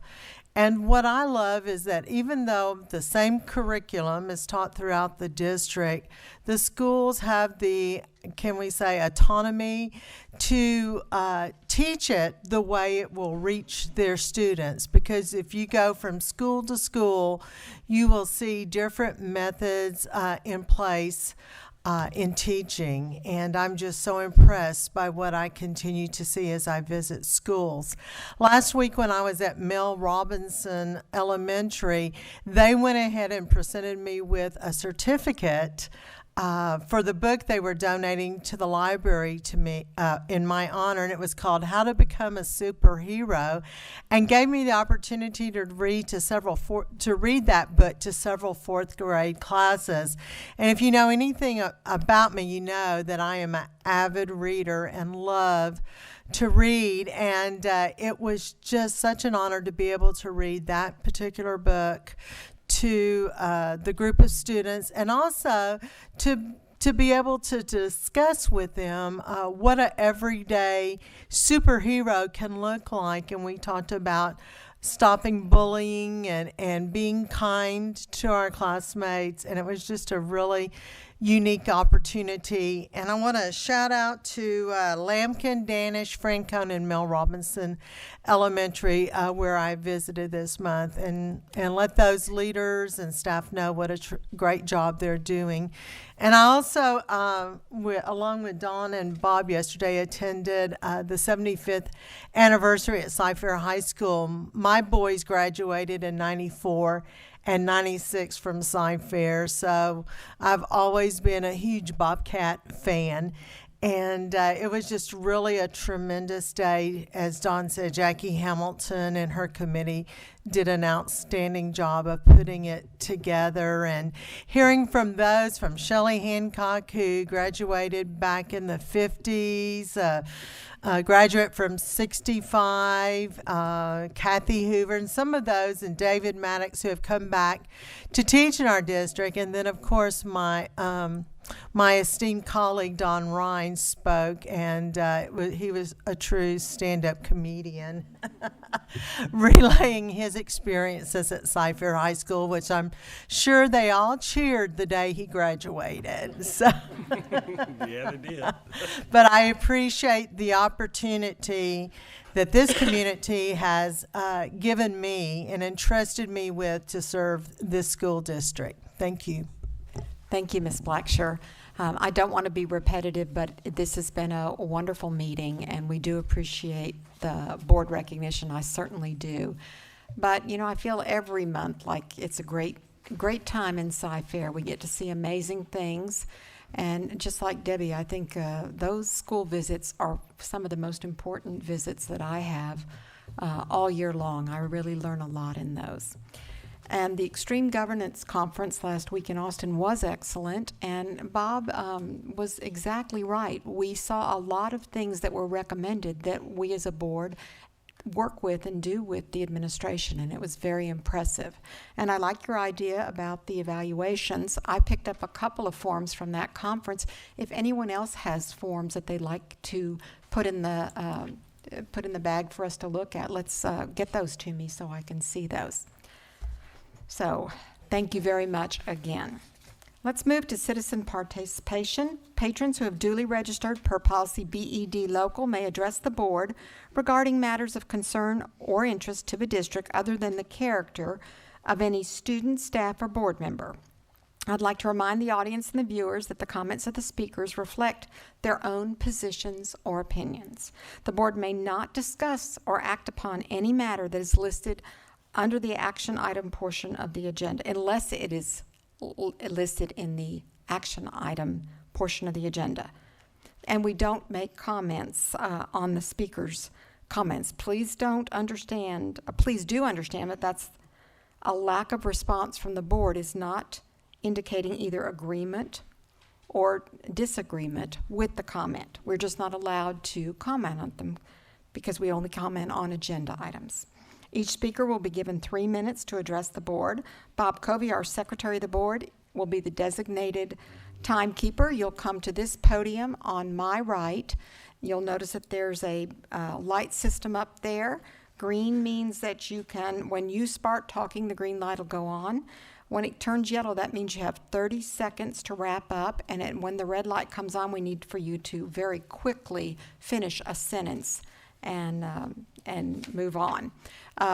It is a total of 3 minutes. We have, I believe, 4 speakers. Sorry, I can't read those numbers.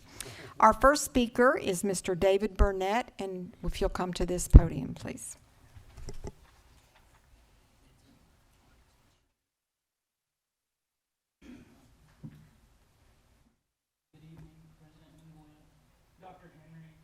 And the entire Board of Trustees.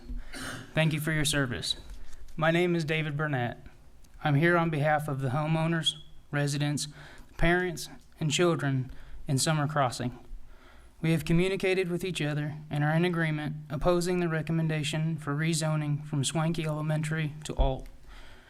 There are a myriad of reasons why we feel this proposed change is not in the best interest of our neighborhood or our children. We thank you for the opportunity to share. We hope that you will understand and agree with us. Summer Crossing only has 215 homes of the larger Fairfield Village South section. The current 5-year projection shows the Swanky school population is decreasing by 1.6% each year on its own. The proposed change only represents a potential 6% difference in school population over the next 5 years for all 6 grade levels combined. We feel this is not substantial enough to justify the emotional and academic impact of moving these children. Also, our section alone would be geographically marooned from all neighboring sections of Fairfield. This would devastate the sense of community that our neighbors share. Further, this proposed change would also affect extracurricular activities, such as scouts. Moreover, one neighbor's daughter had a bully at Alt, and they did not feel that the issue was addressed to their satisfaction. Naturally, her grades and behavior suffered as a result. However, after moving to Swanky, she is thriving. Her family is now distraught about the prospect of her being forced to go back. For my family, this would mean our daughter would be starting a new grade in a new school by herself. Additionally, there are at least 5 special needs children in our small section accessing services through Swanky and more in process. Swanky has 5 special education teachers to Alt's 1, with only a 1% difference in the number of special education students enrolled. For special needs children especially, a proposed change like this would be catastrophic to the progress they've worked so hard to achieve. While they're both great schools, we believe the relationships we've forged at Swanky provide our children the best opportunity. It appears to some that the proposed change to move only our section of Fairfield Village South to Alt is elitist. Based on the average home value size in all the sections zoned to Swanky, Summer Crossing is the smallest, least valued. So while the proposed change may not be elitist, this fact alone could characterize and even vilify it. To us, these are not just homes and boundary lines, they're relationships. We feel our community, our families, and our children would be seriously and negatively impacted by this proposed change. We respectfully ask that you vote against the proposed boundary change. Thank you. Thank you, Mr. Burnett. Our next speaker is Kevin J. Whitfield.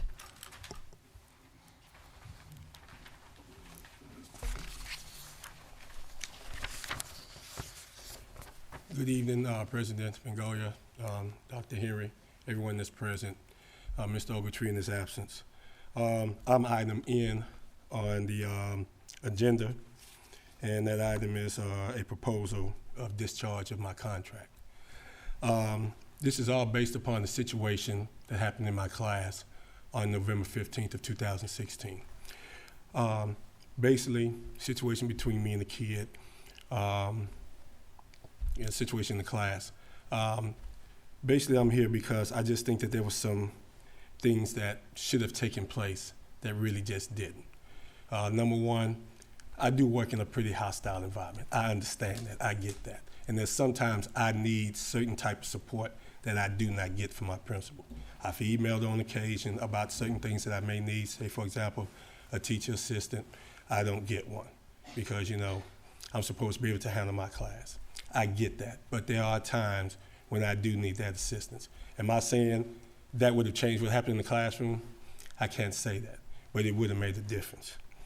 Another thing is the confidentiality. I received information stating that during this investigation, I cannot speak or talk to anyone. I kept my end of the bargain. But unfortunately, her staff, and I don't mean staff, the people I work with, I mean her administrative staff, leaked out specific information about this investigation. And I know that for a fact because I've seen people who have come to me and I explained to them, I can't talk to you about that situation, but you can tell me whatever you want to say. And they said certain things about this situation. Matter of fact, I received a text during one of our meetings from one of the staff members that was a witness in this investigation. Is that a coincidence? I don't think so. The next thing is, I just don't believe this is just a situation of a teacher and a student. I just believe that this is a principal that has an agenda to take me off of her campus. And the reason why I say this is because of previous encounters that I've had with this principal. Whether you like me or not is not a prerequisite for me and you having a working relationship and doing what I need to do, and you give me what I need to have in order to be a successful teacher. Okay. My next thing is just due process. I don't believe I received due process that I should receive. I should have access to all the information that they had access to. I requested it. Some things I got, some things I didn't get. But I think I should have received any information that they used. To end this, I just say my evaluations and my years of service speak for themselves. I just don't believe that this permanent solution should be enforced for just a temporary issue that happened. I would just like to thank you for your time, and I hope you consider that you would not propose a discharge of my contract. Thank you very much and have a good evening. Thank you, Mr. Whitfield. Our third speaker is David M. Wilson. Mr. Wilson?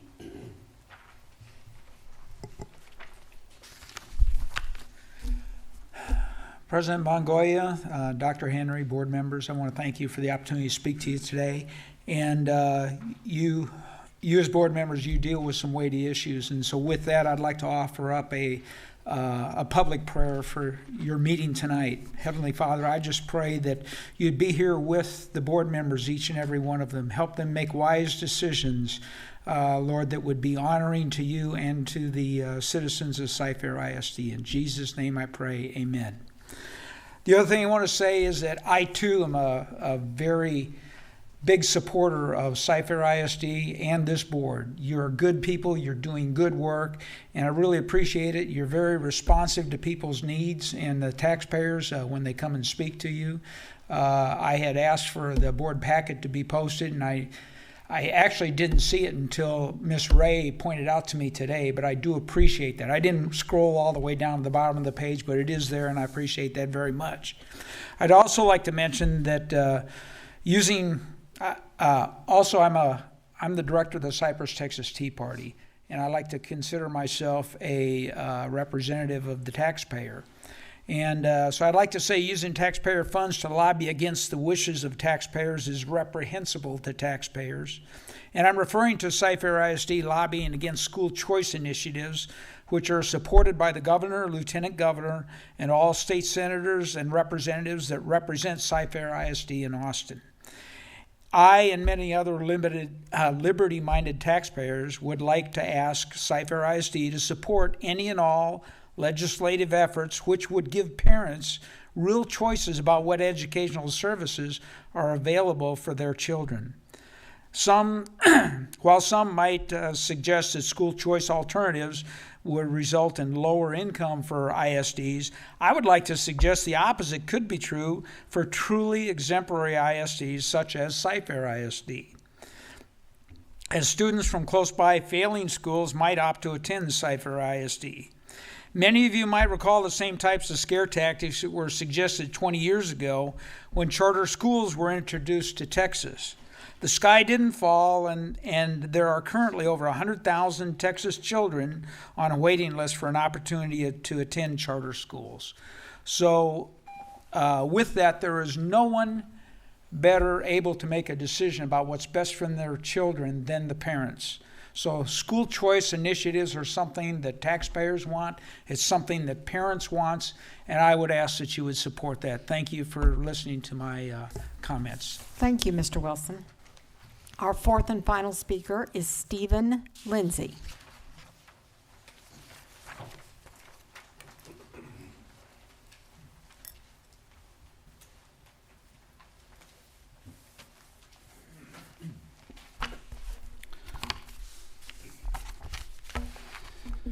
Good evening. I sent a letter this afternoon through the website regarding the rezoning and redistricting, redrawing of the boundaries for the schools. I just want to read that real quick. It says, I am writing to ask the board to please reconsider the rezoning of Regency Forest subdivision and leave the attendance to all schools as it currently is. Many families choose their homes based on the schools that their kids will attend, and I'm one of those families. With that said, I do understand that some rebalancing may need to occur to accommodate new schools. There are approximately 10 to 12 children in my neighborhood, elementary, middle, and high school combined. It's hardly enough to make a difference in the attendance count at the schools. Moving a mass of children gives them an opportunity to be moved with friends, which would make the move easier on the children. Moving a small group such as the Regency Forest children will make it harder to make new friends and harder to fit into their existing groups. This, coupled with having to rebuild relationships with staff, will definitely cause a strain on the students' learning. The Central Park Regency apartments in the front of the neighborhood, which the Regency Forest residents must pass by to get out of our neighborhood, are not being affected by the rezoning. Many of the children that live in Regency Forest are friends with many of the children in these apartments, and those friendships may not fare so well by the separation of schools. This entire school year, the staff at Matsky has been preparing and exciting the students about the move to the new campus. How disappointed this handful of children will be when they are not allowed to attend a school that is closer to their home, that most of their friends still attend, and they have to pass by every morning on the way to the different schools. Regarding the middle school changes, the move to Hamilton Middle School, the above concerns apply, as well as taking away the ability for the Regency Forest children to walk or bike to school safely. I realize Jones Road is a busy intersection, but it's only an intersection that is controlled by lights. Walking or biking to Hamilton Middle School is not even a possibility due to the lack of sidewalks and safety concerns. Please consider the following. From the Regency Forest subdivision, Matsky Elementary School is less than 1.5 miles. Millsap is approximately 4.5 miles. Blyle's less than 1.5 miles. Hamilton Middle School is approximately 4 miles. Routes to all of these schools pass within 1/2 mile or less of Matsky Elementary School, the new campus, and Blyle Middle School. I know these are hard decisions to make, and not everyone will be happy with the outcome. I truly appreciate each of you taking time to listen to the community and consider our concerns. Sincerely, Stephen Lindsay. Thank you, Mr. Lindsay.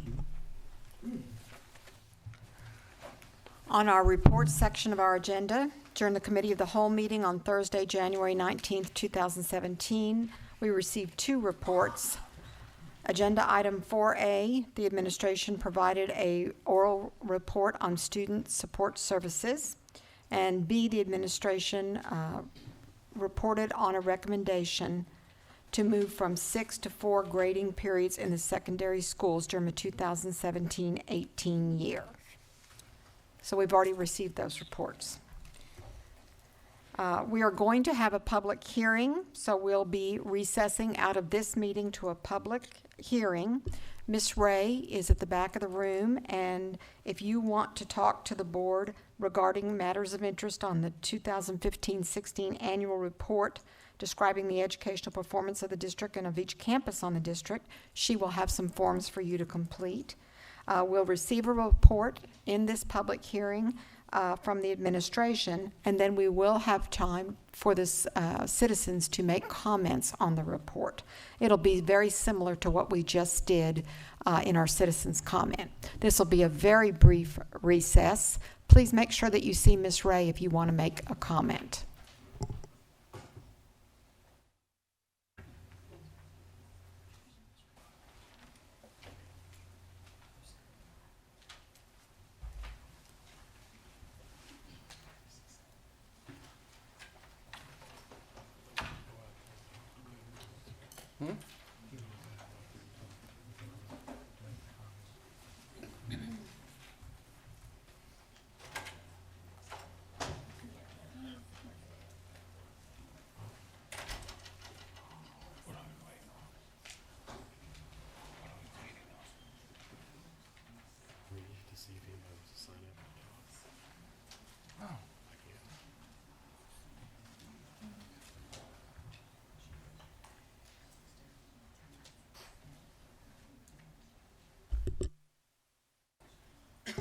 All right, are we ready for this hearing? Great. Our public hearing, 5A, the board will hold a public hearing to discuss the 2015-16 annual report describing the educational performance of the district and of each campus in the district. Dr. Linda Macias and Dr. Ashley Claiborne will be presenting the report. Ms. Claiborne, are you going to start? I'm gonna start. Macias will start. Dr. Macias? Good evening, President Mangoya, Dr. Hendry, and board members. The Texas Education Code requires that each district's Board of Trustees publish an annual report that includes the district accreditation status, the Texas Academic Performance Report, known as the TAPER, campus performance objectives, information received from the Texas Higher Education Coordinating Board, PEIMS financial standards reports, and a report of violent or criminal incidents. This presentation contains a small sampling of the data contained in the TAPER report, and most of these data may not be new to you. However, the release of the report and this public hearing are requirements, as well as an opportunity to share with our viewers and the community at large information regarding our students' progress. Dr. Claiborne will continue with this presentation. We will begin the public hearing with data taken directly from the Texas Academic Performance Report, also known as the TAPER. This report contains a variety of testing, demographic, personnel, and financial information for the district, as well as all campuses in the district. The board and the public may access these data via the Cyfair ISD website by following the path before you.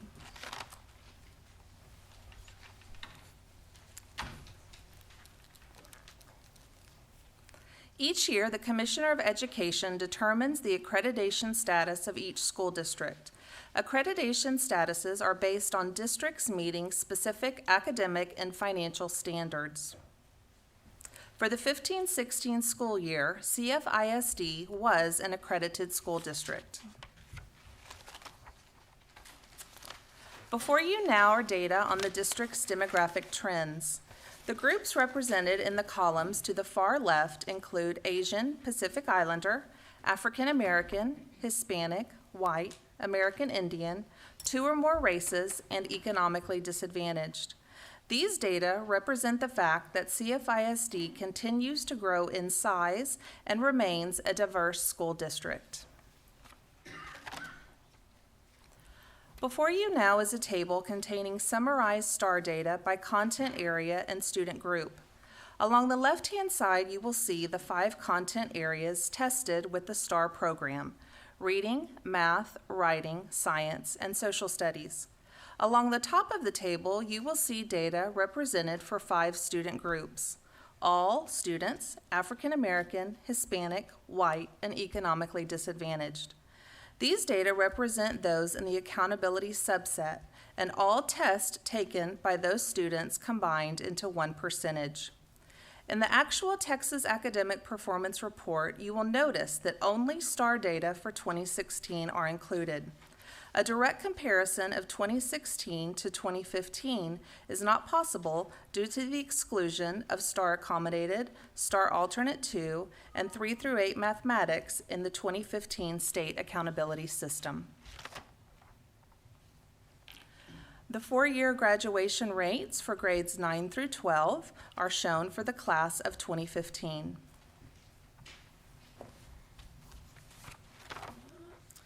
The second area we must discuss is the campus performance objectives. The campus performance objectives are included in the campus improvement plans and are the driving force behind the performance targets and academic strategies contained in the campus improvement plan. Campus improvement plan strategies that work toward helping the campus meet their performance objectives are monitored throughout the year and formally evaluated in November, February, and May. The campus performance objectives for each campus and the district may be found by following the path before you.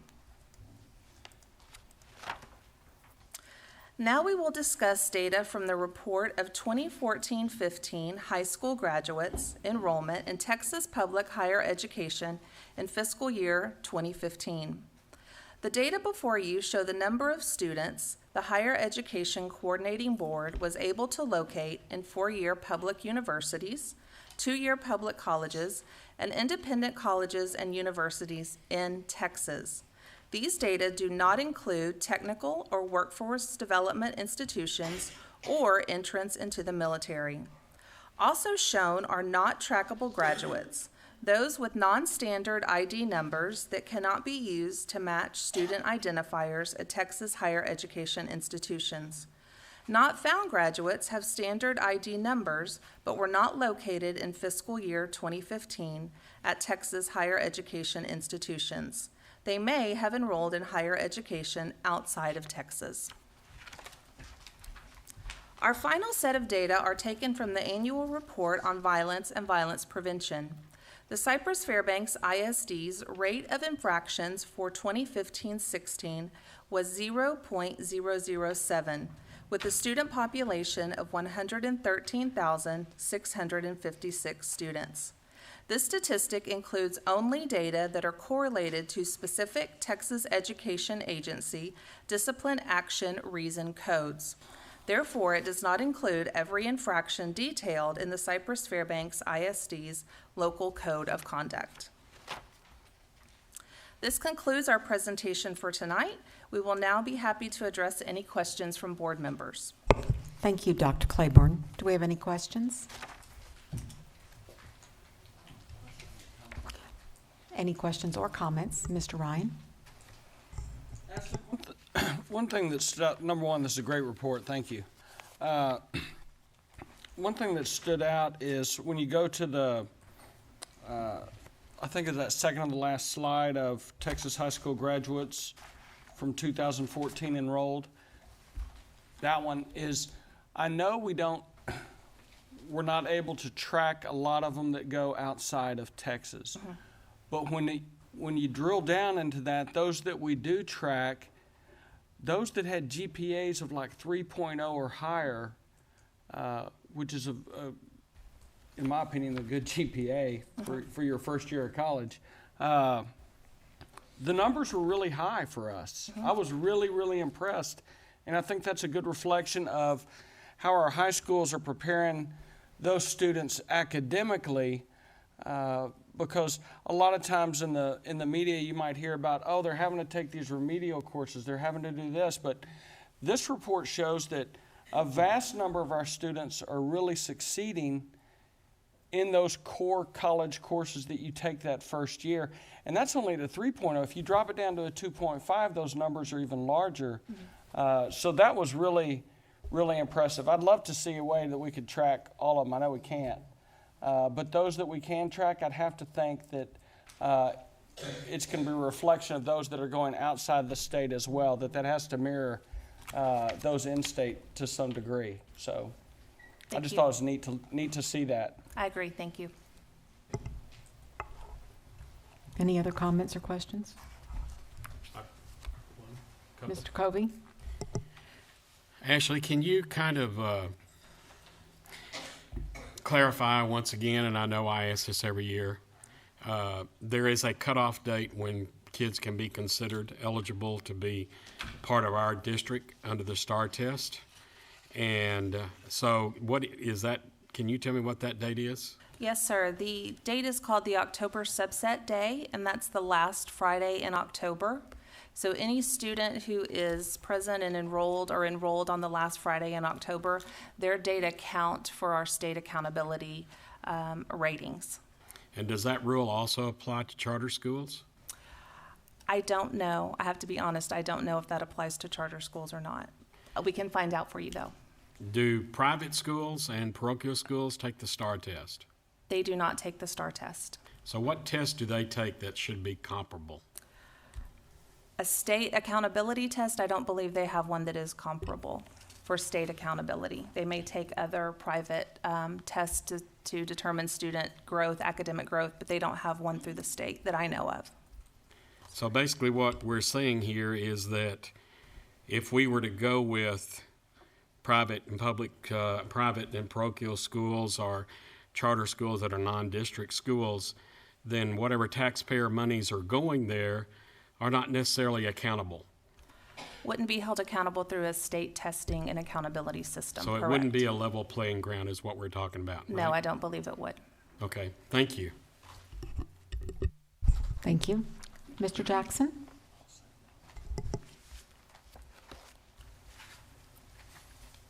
If we take a look at our kindergarten and first grade and compare that to the state, our retention rates are significantly different. So if we take a look at kindergarten, the state retention rate is 35% higher. First grade, the state retention rate is 52% higher. Do we have any plausible explanation as to the difference on these? Dr. Macias is going to answer that question for you. Mr. Jackson, when you ask those questions, there's two things that immediately come to mind. One is our balanced literacy program for reading. And basically with that program, our teachers are able to focus on the individual literacy needs of our students. And our principals have done a great job with training teachers as well as our curriculum team so that they do become well-versed in the balanced literacy program and are able to meet individual needs of students. That's the first thing that comes to mind. The second thing that comes to mind is our Camp Summit initiative, which you know was a brainchild of our superintendent.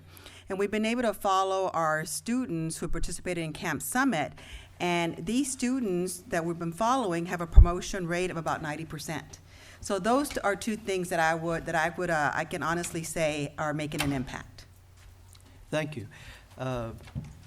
If we take a look at the high school level, we have 57% more students taking the minimum high school plan than the state.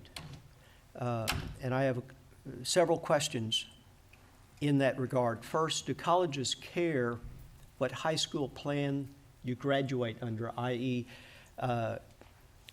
if you apply to Texas A&M, University of Texas, Texas Tech, are they going to want to see that recommended high school plan, or does it really matter? Are they really more looking at individual courses? Second question, 57% is a big number.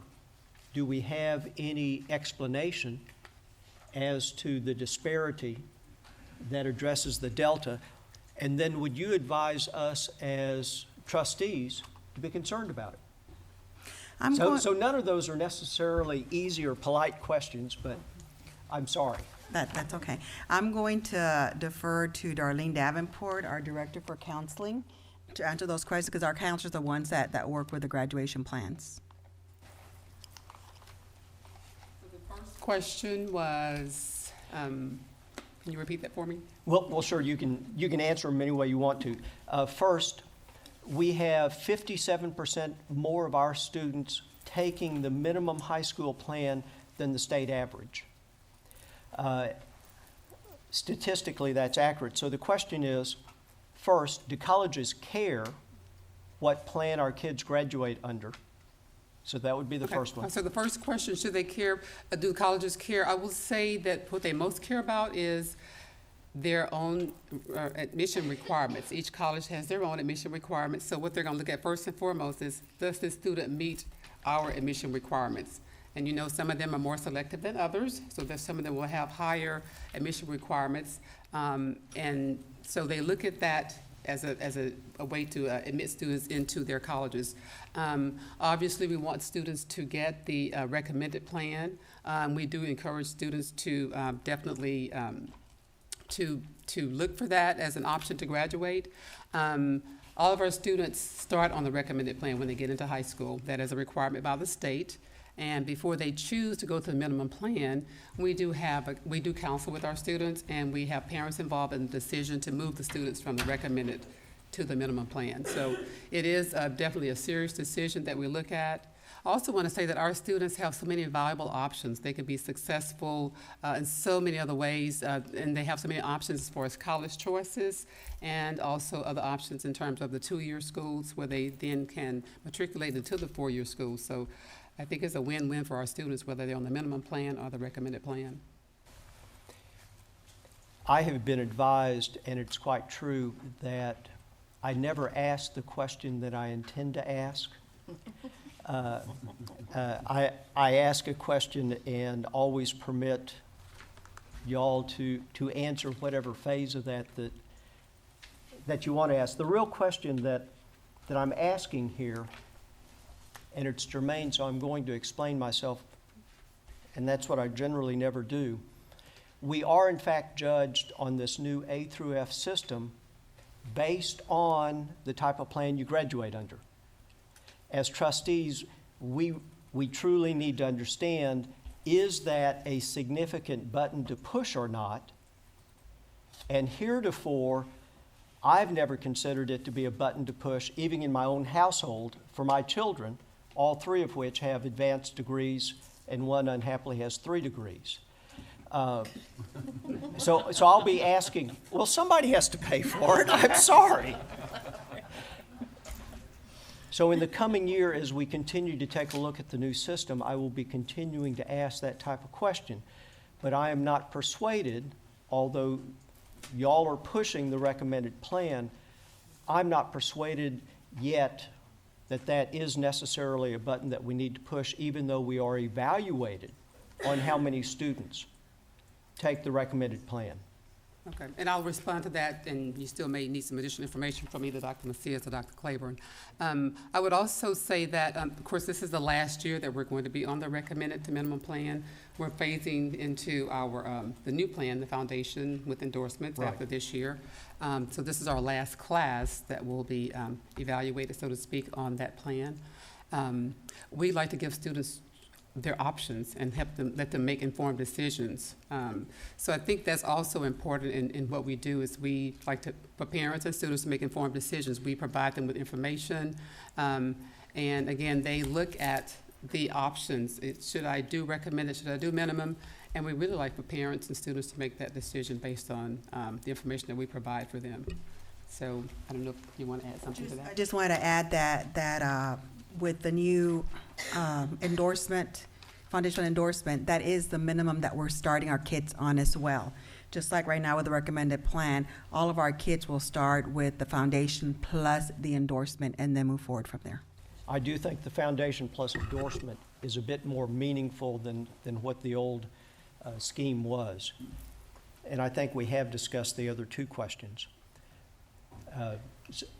And the other 2 questions I had, why is it that so many of our students, compared to the state average, that delta of 57% is a big number? I don't know if you have an explanation for that or not. Well, I think part of it is that our students, again, have so many options. We have students who may decide they want to pursue a CTE option, where they may want to do cosmetology or auto tech. And that takes them out of maybe a particular math class where they might need for the recommended plan, and puts them on the minimum plan.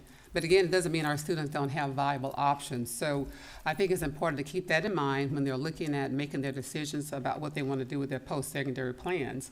I mean, they have just so many options. So some students may want to pursue more fine art classes. They may want to do band and choir, which again could take them out of that, the recommended plan, but gives them, again, so many options in terms of scholarship opportunities and college choices. So I just like the fact that our students have so much flexibility in their planning, and they can choose the different options that we offer them. Foreign languages, some of them may want to pursue several different foreign languages. So we have lots of options for our students, and I think that's the beauty of students being in high school, making those decisions along with their parents involved in that decision-making, so that they can really explore their options and not be limited and have a lot of flexibility. Certainly that answer makes sense to me. My son chose to be drum major as opposed to graduating under a recommended plan. Let me shift gears. Let's take a look. Early childhood education as well as pre-kindergarten. Once again, we have a bit of a difference. If we compare our percentages for early childhood to the state average, our participation rate is double for early childhood, but when we get to pre-K, the state participation rate is 44.8% higher. Do we have any explanation for the difference of these participation rates? Mr. Jackson, I'll take that one. I believe the calculation for this area takes the number of students enrolled in the district divided by the number of pre-K students in the district, and that's how the calculation is performed. Certainly we know that there are more students in our district that are not participating in pre-K that probably meet the criteria for pre-K.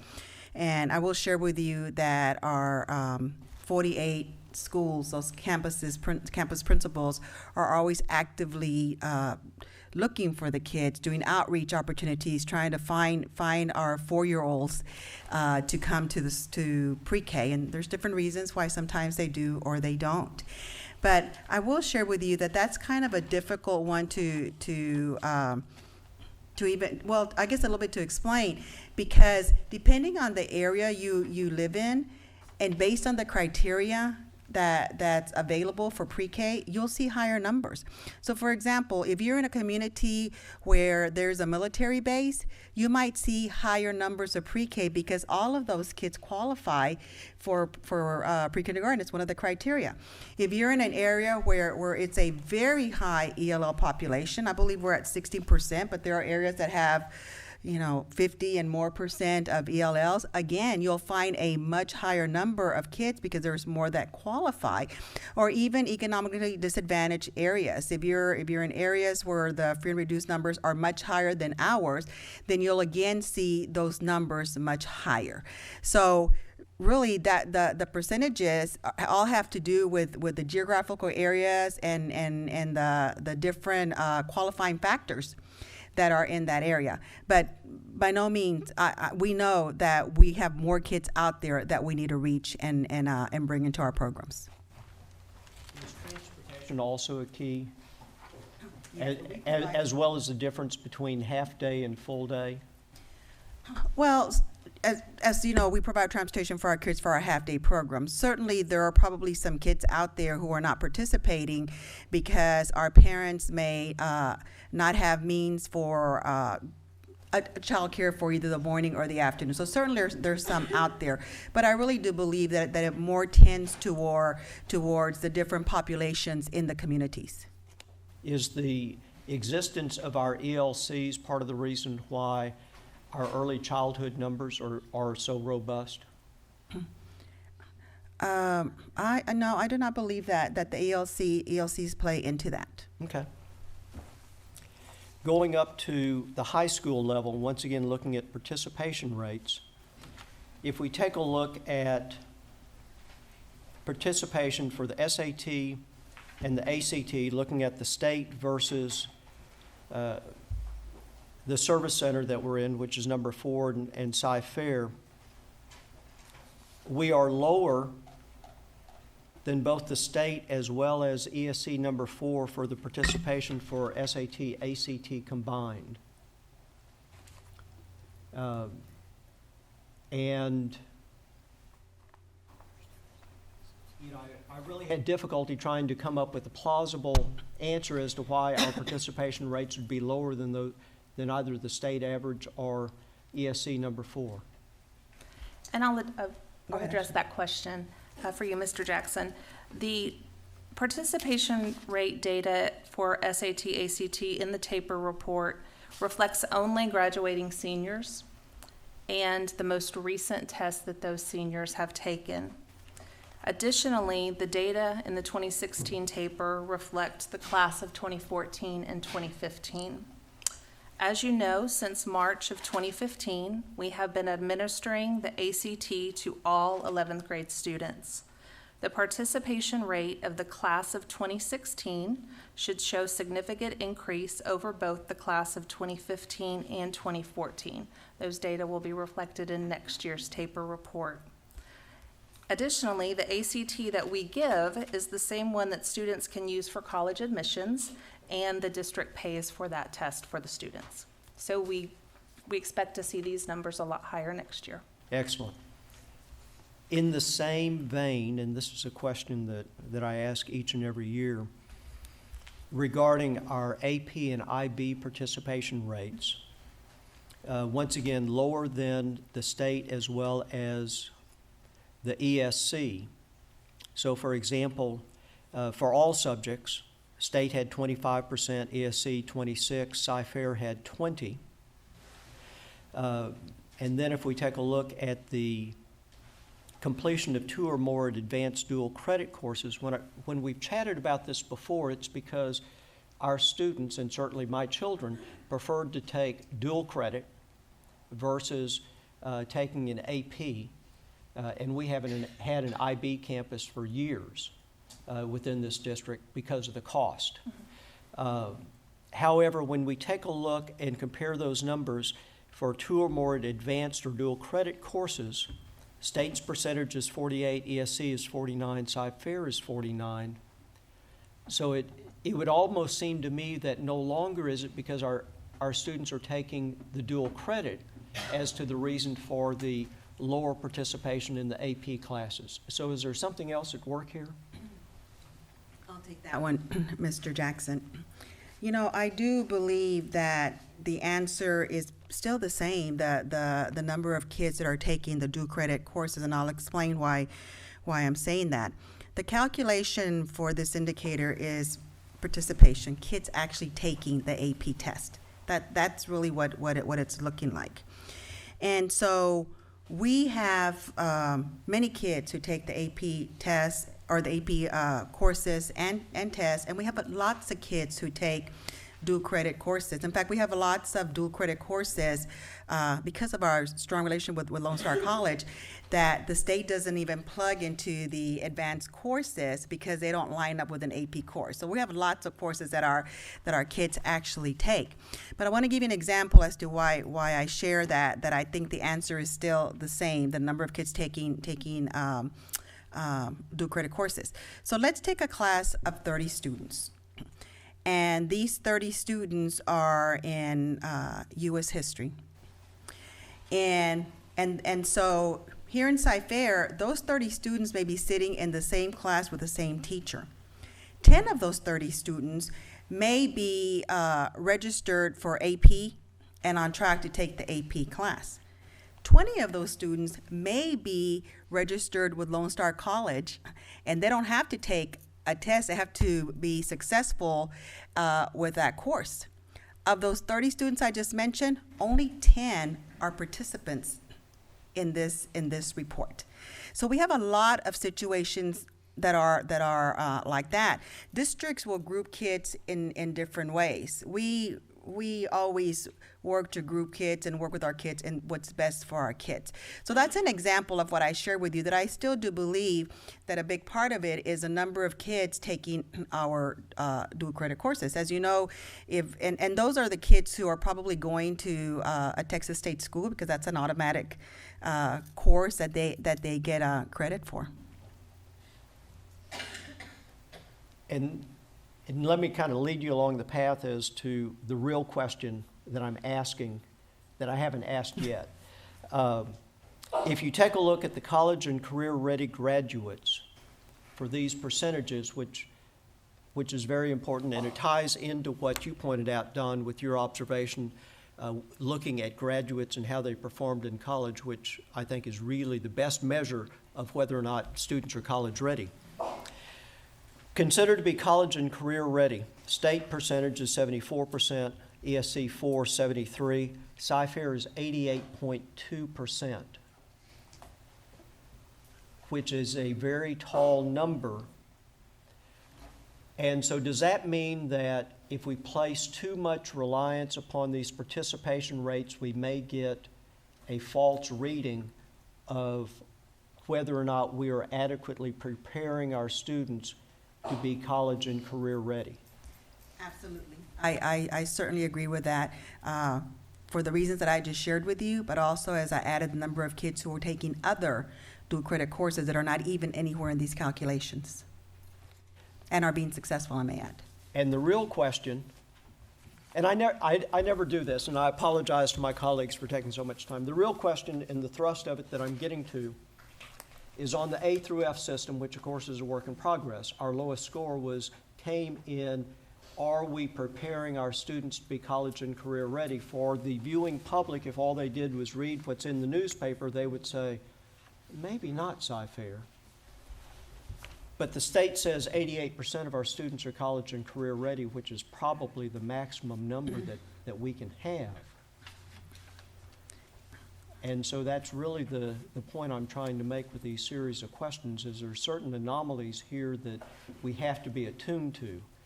88%, I think, does in fact tie into what Don was pointing out, and it says that our students are being ready for a career in college.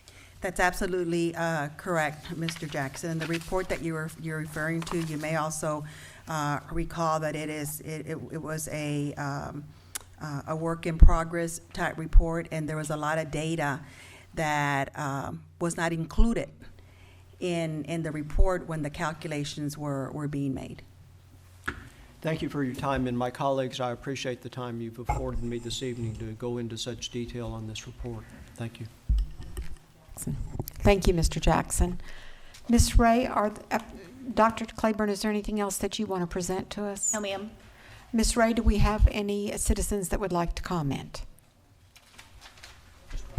Mr. Wilson, we're going to follow the same rules. Thank you. I know you're practiced at this, so you'll be able to handle it. Thank you.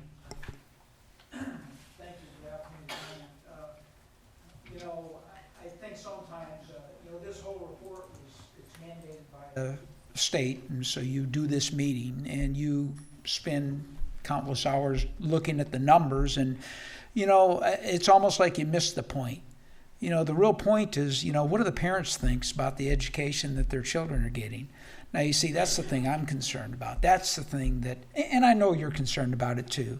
You're doing things because the state makes you, but I really want to help you get the state out of your way such that you can do the job that you're charged with. The Texas Constitution says that state of Texas will provide a free education for every citizen of Texas. And that can be done in many different ways, and school choice opens that up for parents. One of the board members raises issues about the field not being level between charter schools and public schools and homeschools, and that's true. But you ever wonder about why the fact that 10% of the students within the Cy-Fair ISD boundaries choose alternative schools such as charter schools or home schools or private schools? Well, there's a reason why people would pay their taxes to support public schools and yet pay additional fees and incur additional costs to send their kids to alternative sources. It's because they're not being served by the public schools. So there is absolutely no reason to be afraid of school choice alternatives. I honestly think that if some of the shackles of all these different numbers and requirements were taken away, I think you would continue to excel. There's a reason why Harris County in Texas is growing, and there's a reason why so many of the people coming to Harris County choose to live in Cypher ISD. And many of the people that come to live here probably work outside of Cypher ISD. I was one that did, before I retired. And he came here for various reasons. One is the school district. So there's nothing to be feared here with regards to school choice. And again, I'm going to reemphasize, I would love to see Cypher ISD really just come to bat and support school choice alternatives for parents and look to lure those kids back into Cypher ISD. Thank you. Thank you, Mr. Wilson. Any other citizens that want to speak? And no one else has signed up that I'm aware of. So seeing none, we're going to continue with our regular, close this public hearing and continue with our regular meeting. All right, on our action items, during the course of the committee of the whole meeting, it was the consensus of the board that the following action items be approved as submitted or amended. 6A, the board. It's out of control. You're out of time, Darcy. Oh, good. We exceeded our normal board time tonight. It's just letting us know that. 6A, the board will consider approving the tax refunds of $600 or greater for Cypress-Fairbanks ISD. And B, the board will consider approving the minutes of a December 12th, 2016 regular meeting. Then on Thursday. Madam President, just a slight correction. It's 500 or greater. I just wanted it reflected in the records. You said 600, so I apologize. 500 or greater. I just didn't want there to be a problem. Thank you very much for that correction. On Thursday, the following non-consensus items were placed on the consensus agenda. At 7A, the board will consider awarding bids and contracts and/or authorizing purchase orders as recommended in the posted agenda item. 1, algebraic reasoning textbooks. 2, auto enhancement, 2,500 plus classrooms district-wide. 3, audio video upgrades to Berry Center Arena. 4, bark mulch. 5, career and technology equipment repair service. Also C, the board will consider approving the calendar committee's recommendation for the 2017-18 instructional calendar. G, the board will consider approving the construction proposals and contracts paid from the 2014 bond funds to the recommended contractors and authorize the superintendent or designee to execute all necessary documents related to such contracts as follows. 1, 2016 Wilburn Elementary School renovations. 2, 2016 Cypress Falls High School renovations. H, the board will consider approving and authorizing the superintendent or designee to enter into the miscellaneous professional service contracts related to the following projects. 1, 2016 Wilburn Elementary School renovations. 2, 2016 Cypress Falls High School renovations. I, the board will consider approving the granting of a signal light easement to Harris County, Texas, servicing Cypress Lakes High School. J, the board will consider approving the following innovative courses: parenting in education for school-aged parents, internetworking technologies 1 and 2, introduction to engineering design, principles of engineering, digital electronics, aerospace engineering, engineering design and development, and advanced placement, capstone program courses, AP seminar, and AP research. K, the board will consider approving on first reading additions, revisions, or deletions to district policies. 1, CPC local office management, records management, that's a revision. And finally, L, the board will consider approving on second reading additions, revisions, or deletions to district policies. 1, FD local admissions, that's a revision. 2, FDC local admissions, homeless students, that's a revision. And 3, GRA local relations with governmental entities, state and local governmental authorities. If any board member wishes to remove one or more of these items for further discussion, please let me know at this time. Seeing none, I'll entertain a motion to approve the consensus items as recommended or amended. Madam President, I move that we approve the consensus items as recommended or amended. Thank you, Mr. Ryan. May I have a second? Second. Ms. Hartley seconds. All those in, any further discussion? All those that agree signify by raising your right hand. The motion is unanimous. All right, we have a couple of more items to go over. These are non-consensus. B, the board will consider adopting the One Voice Public Education Resolution for the 85th legislative session.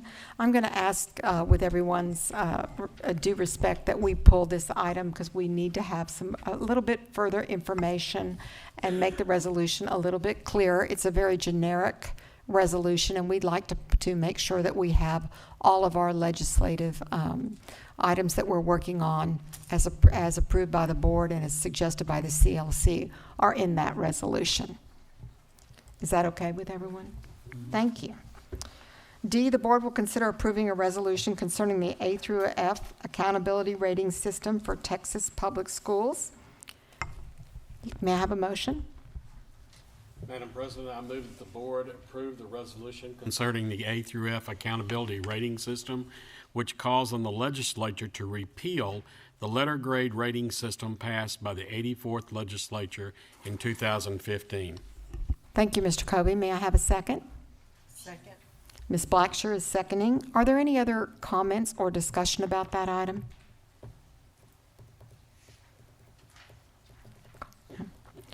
Okay. All those that agree signify by raising your right hand. Unanimous once again. E, the board will consider the administration's recommendation for the establishment of attendance boundaries for Hoover Elementary and Wells Elementary and rezoning modifications for the 2017-18 school year of multiple attendance boundaries. May I have a motion? Madam President, I move that the board approve the administration's recommendation for the establishment of attendance boundaries for Hoover Elementary and Wells Elementary and rezoning modifications for the 2017-2018 school year of multiple attendance boundaries. Thank you, Mr. Ryan. May I have a second? Second. Thank you, Ms. Hartley. Any comments or questions about this issue?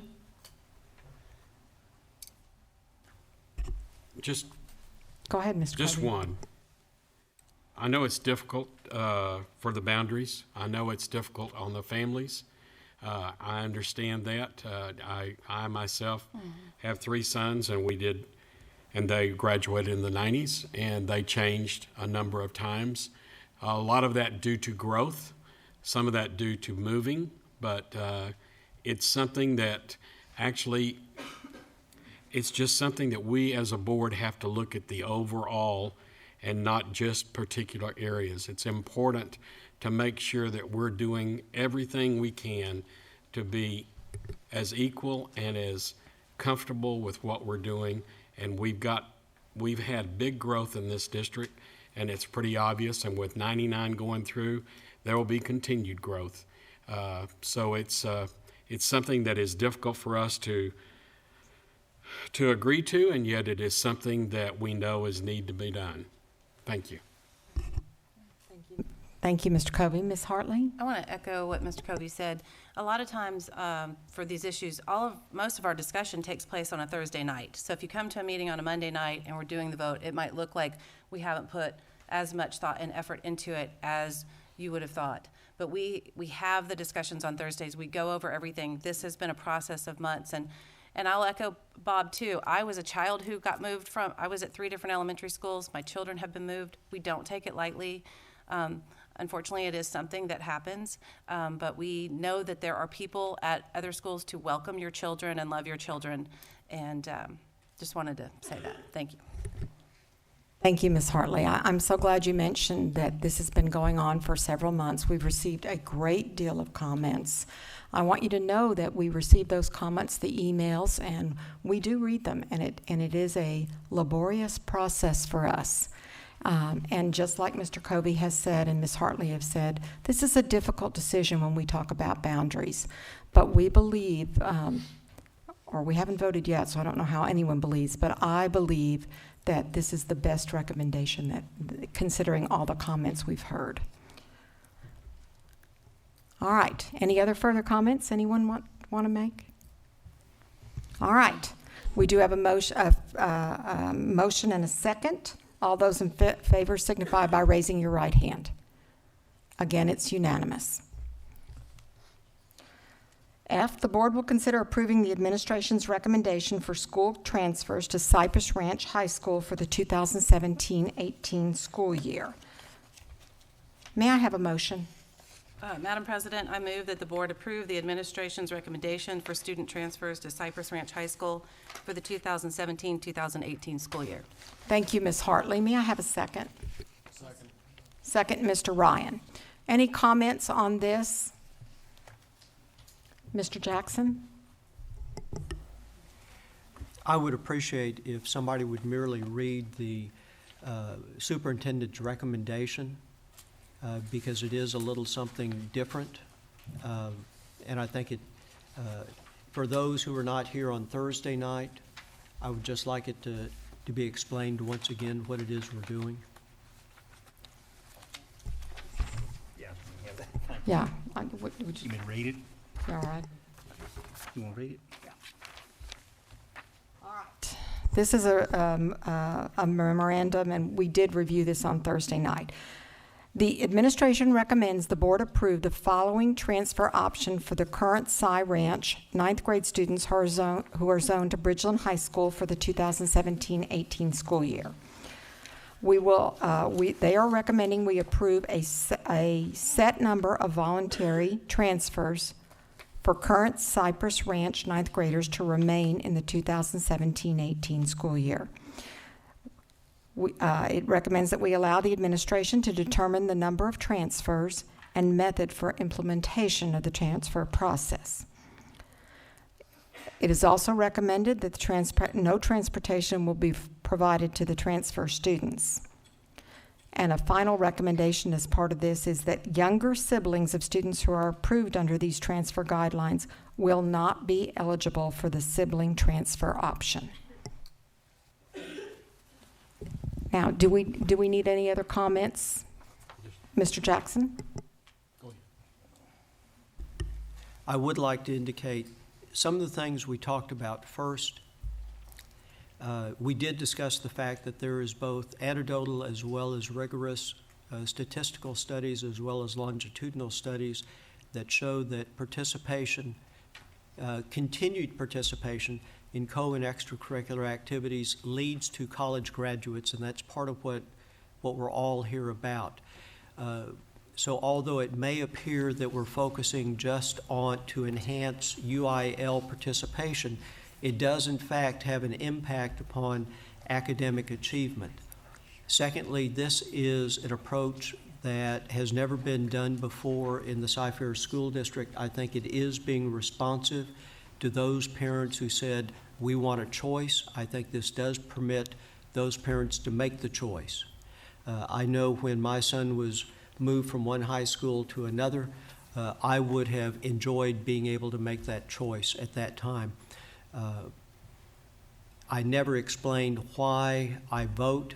Generally, I don't, but this helps to give you an understanding when you see how I vote on this matter. So thank you. Mr. Kobe? I'm just going to support what Mr. Jackson said, because there was a lot of discussion here, and it is a reaction to some of the constituents that came up and talked to us, and I appreciate the administration being flexible and being able to adjust to this, and it is something that I think just proves that we do listen to you when you come up and talk to us. Thank you. Thank you, Mr. Kobe. Any other comments? We do have a motion and second. All those approved, please raise your right hand. It is unanimous.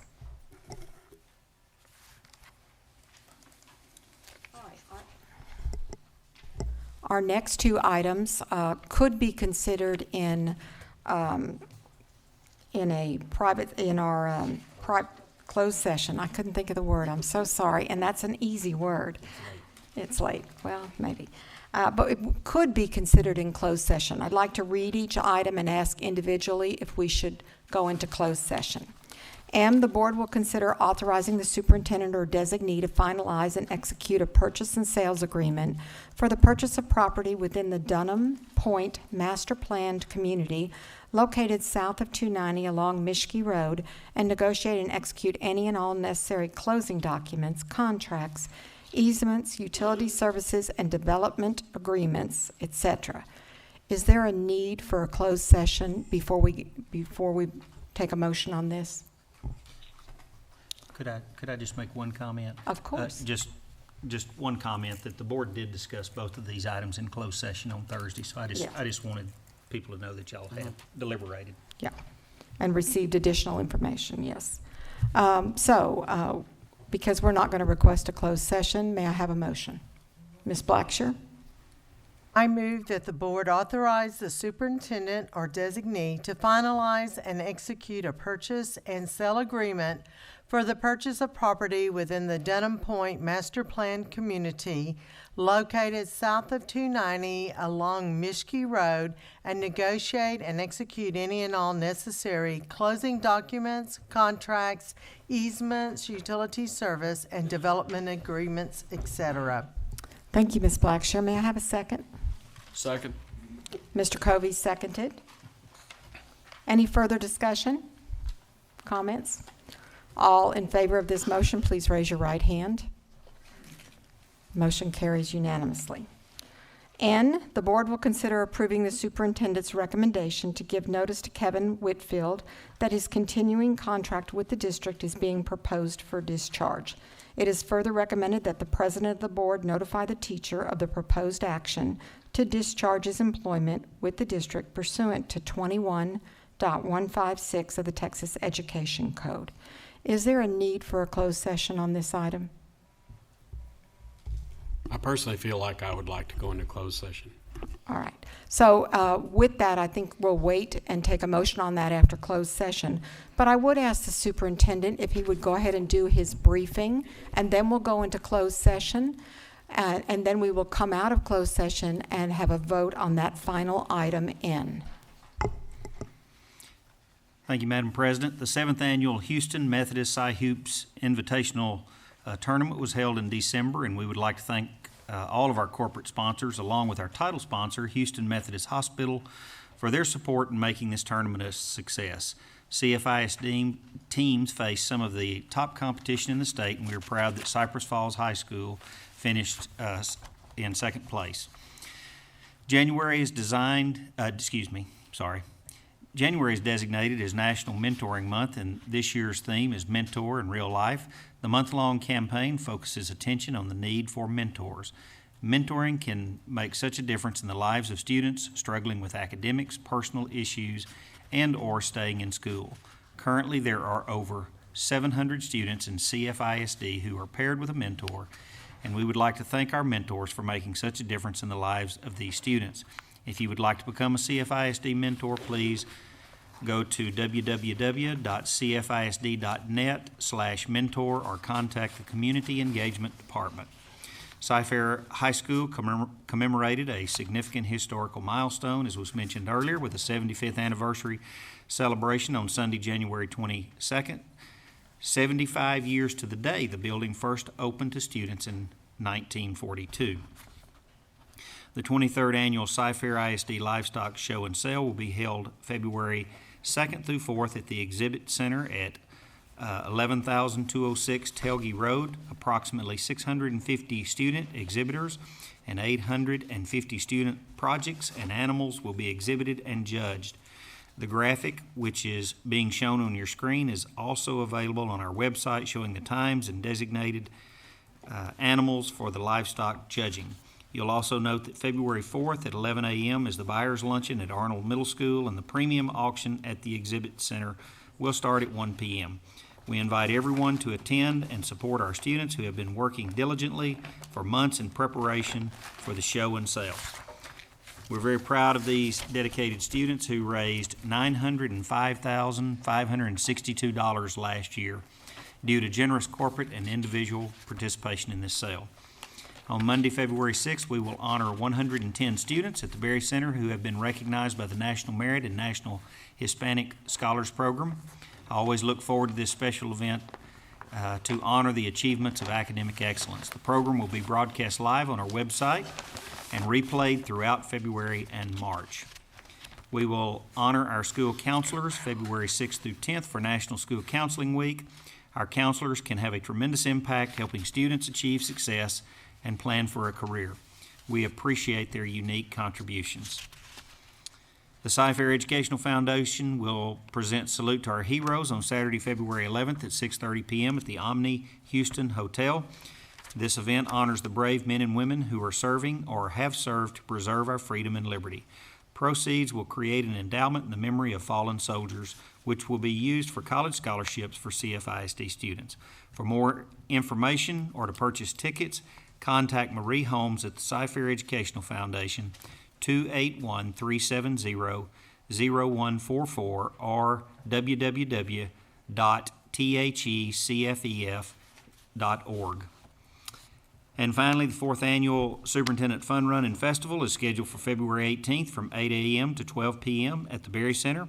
Proceeds from this event will help fund scholarships and teacher development grants through the Cy-Fair Educational Foundation. Thank you, Madam President. Thank you. May I have a motion to go into closed session? May I have a second? Mr. Ryan motioned and Ms. Hartley seconded. All those in favor signify by raising your right hand. Motion is unanimous. The board will now adjourn to a closed session under the Texas Government Code Open Meetings Act for the purpose stated in the posting of this meeting. If the board determines that any final action, final vote, or decision on any matter considered in the closed session is required, such final vote, action, or decision shall be taken upon the reconvening of this meeting in open session or at a subsequent meeting of the board in open session after proper notice has been posted. Thank you. We appreciate it.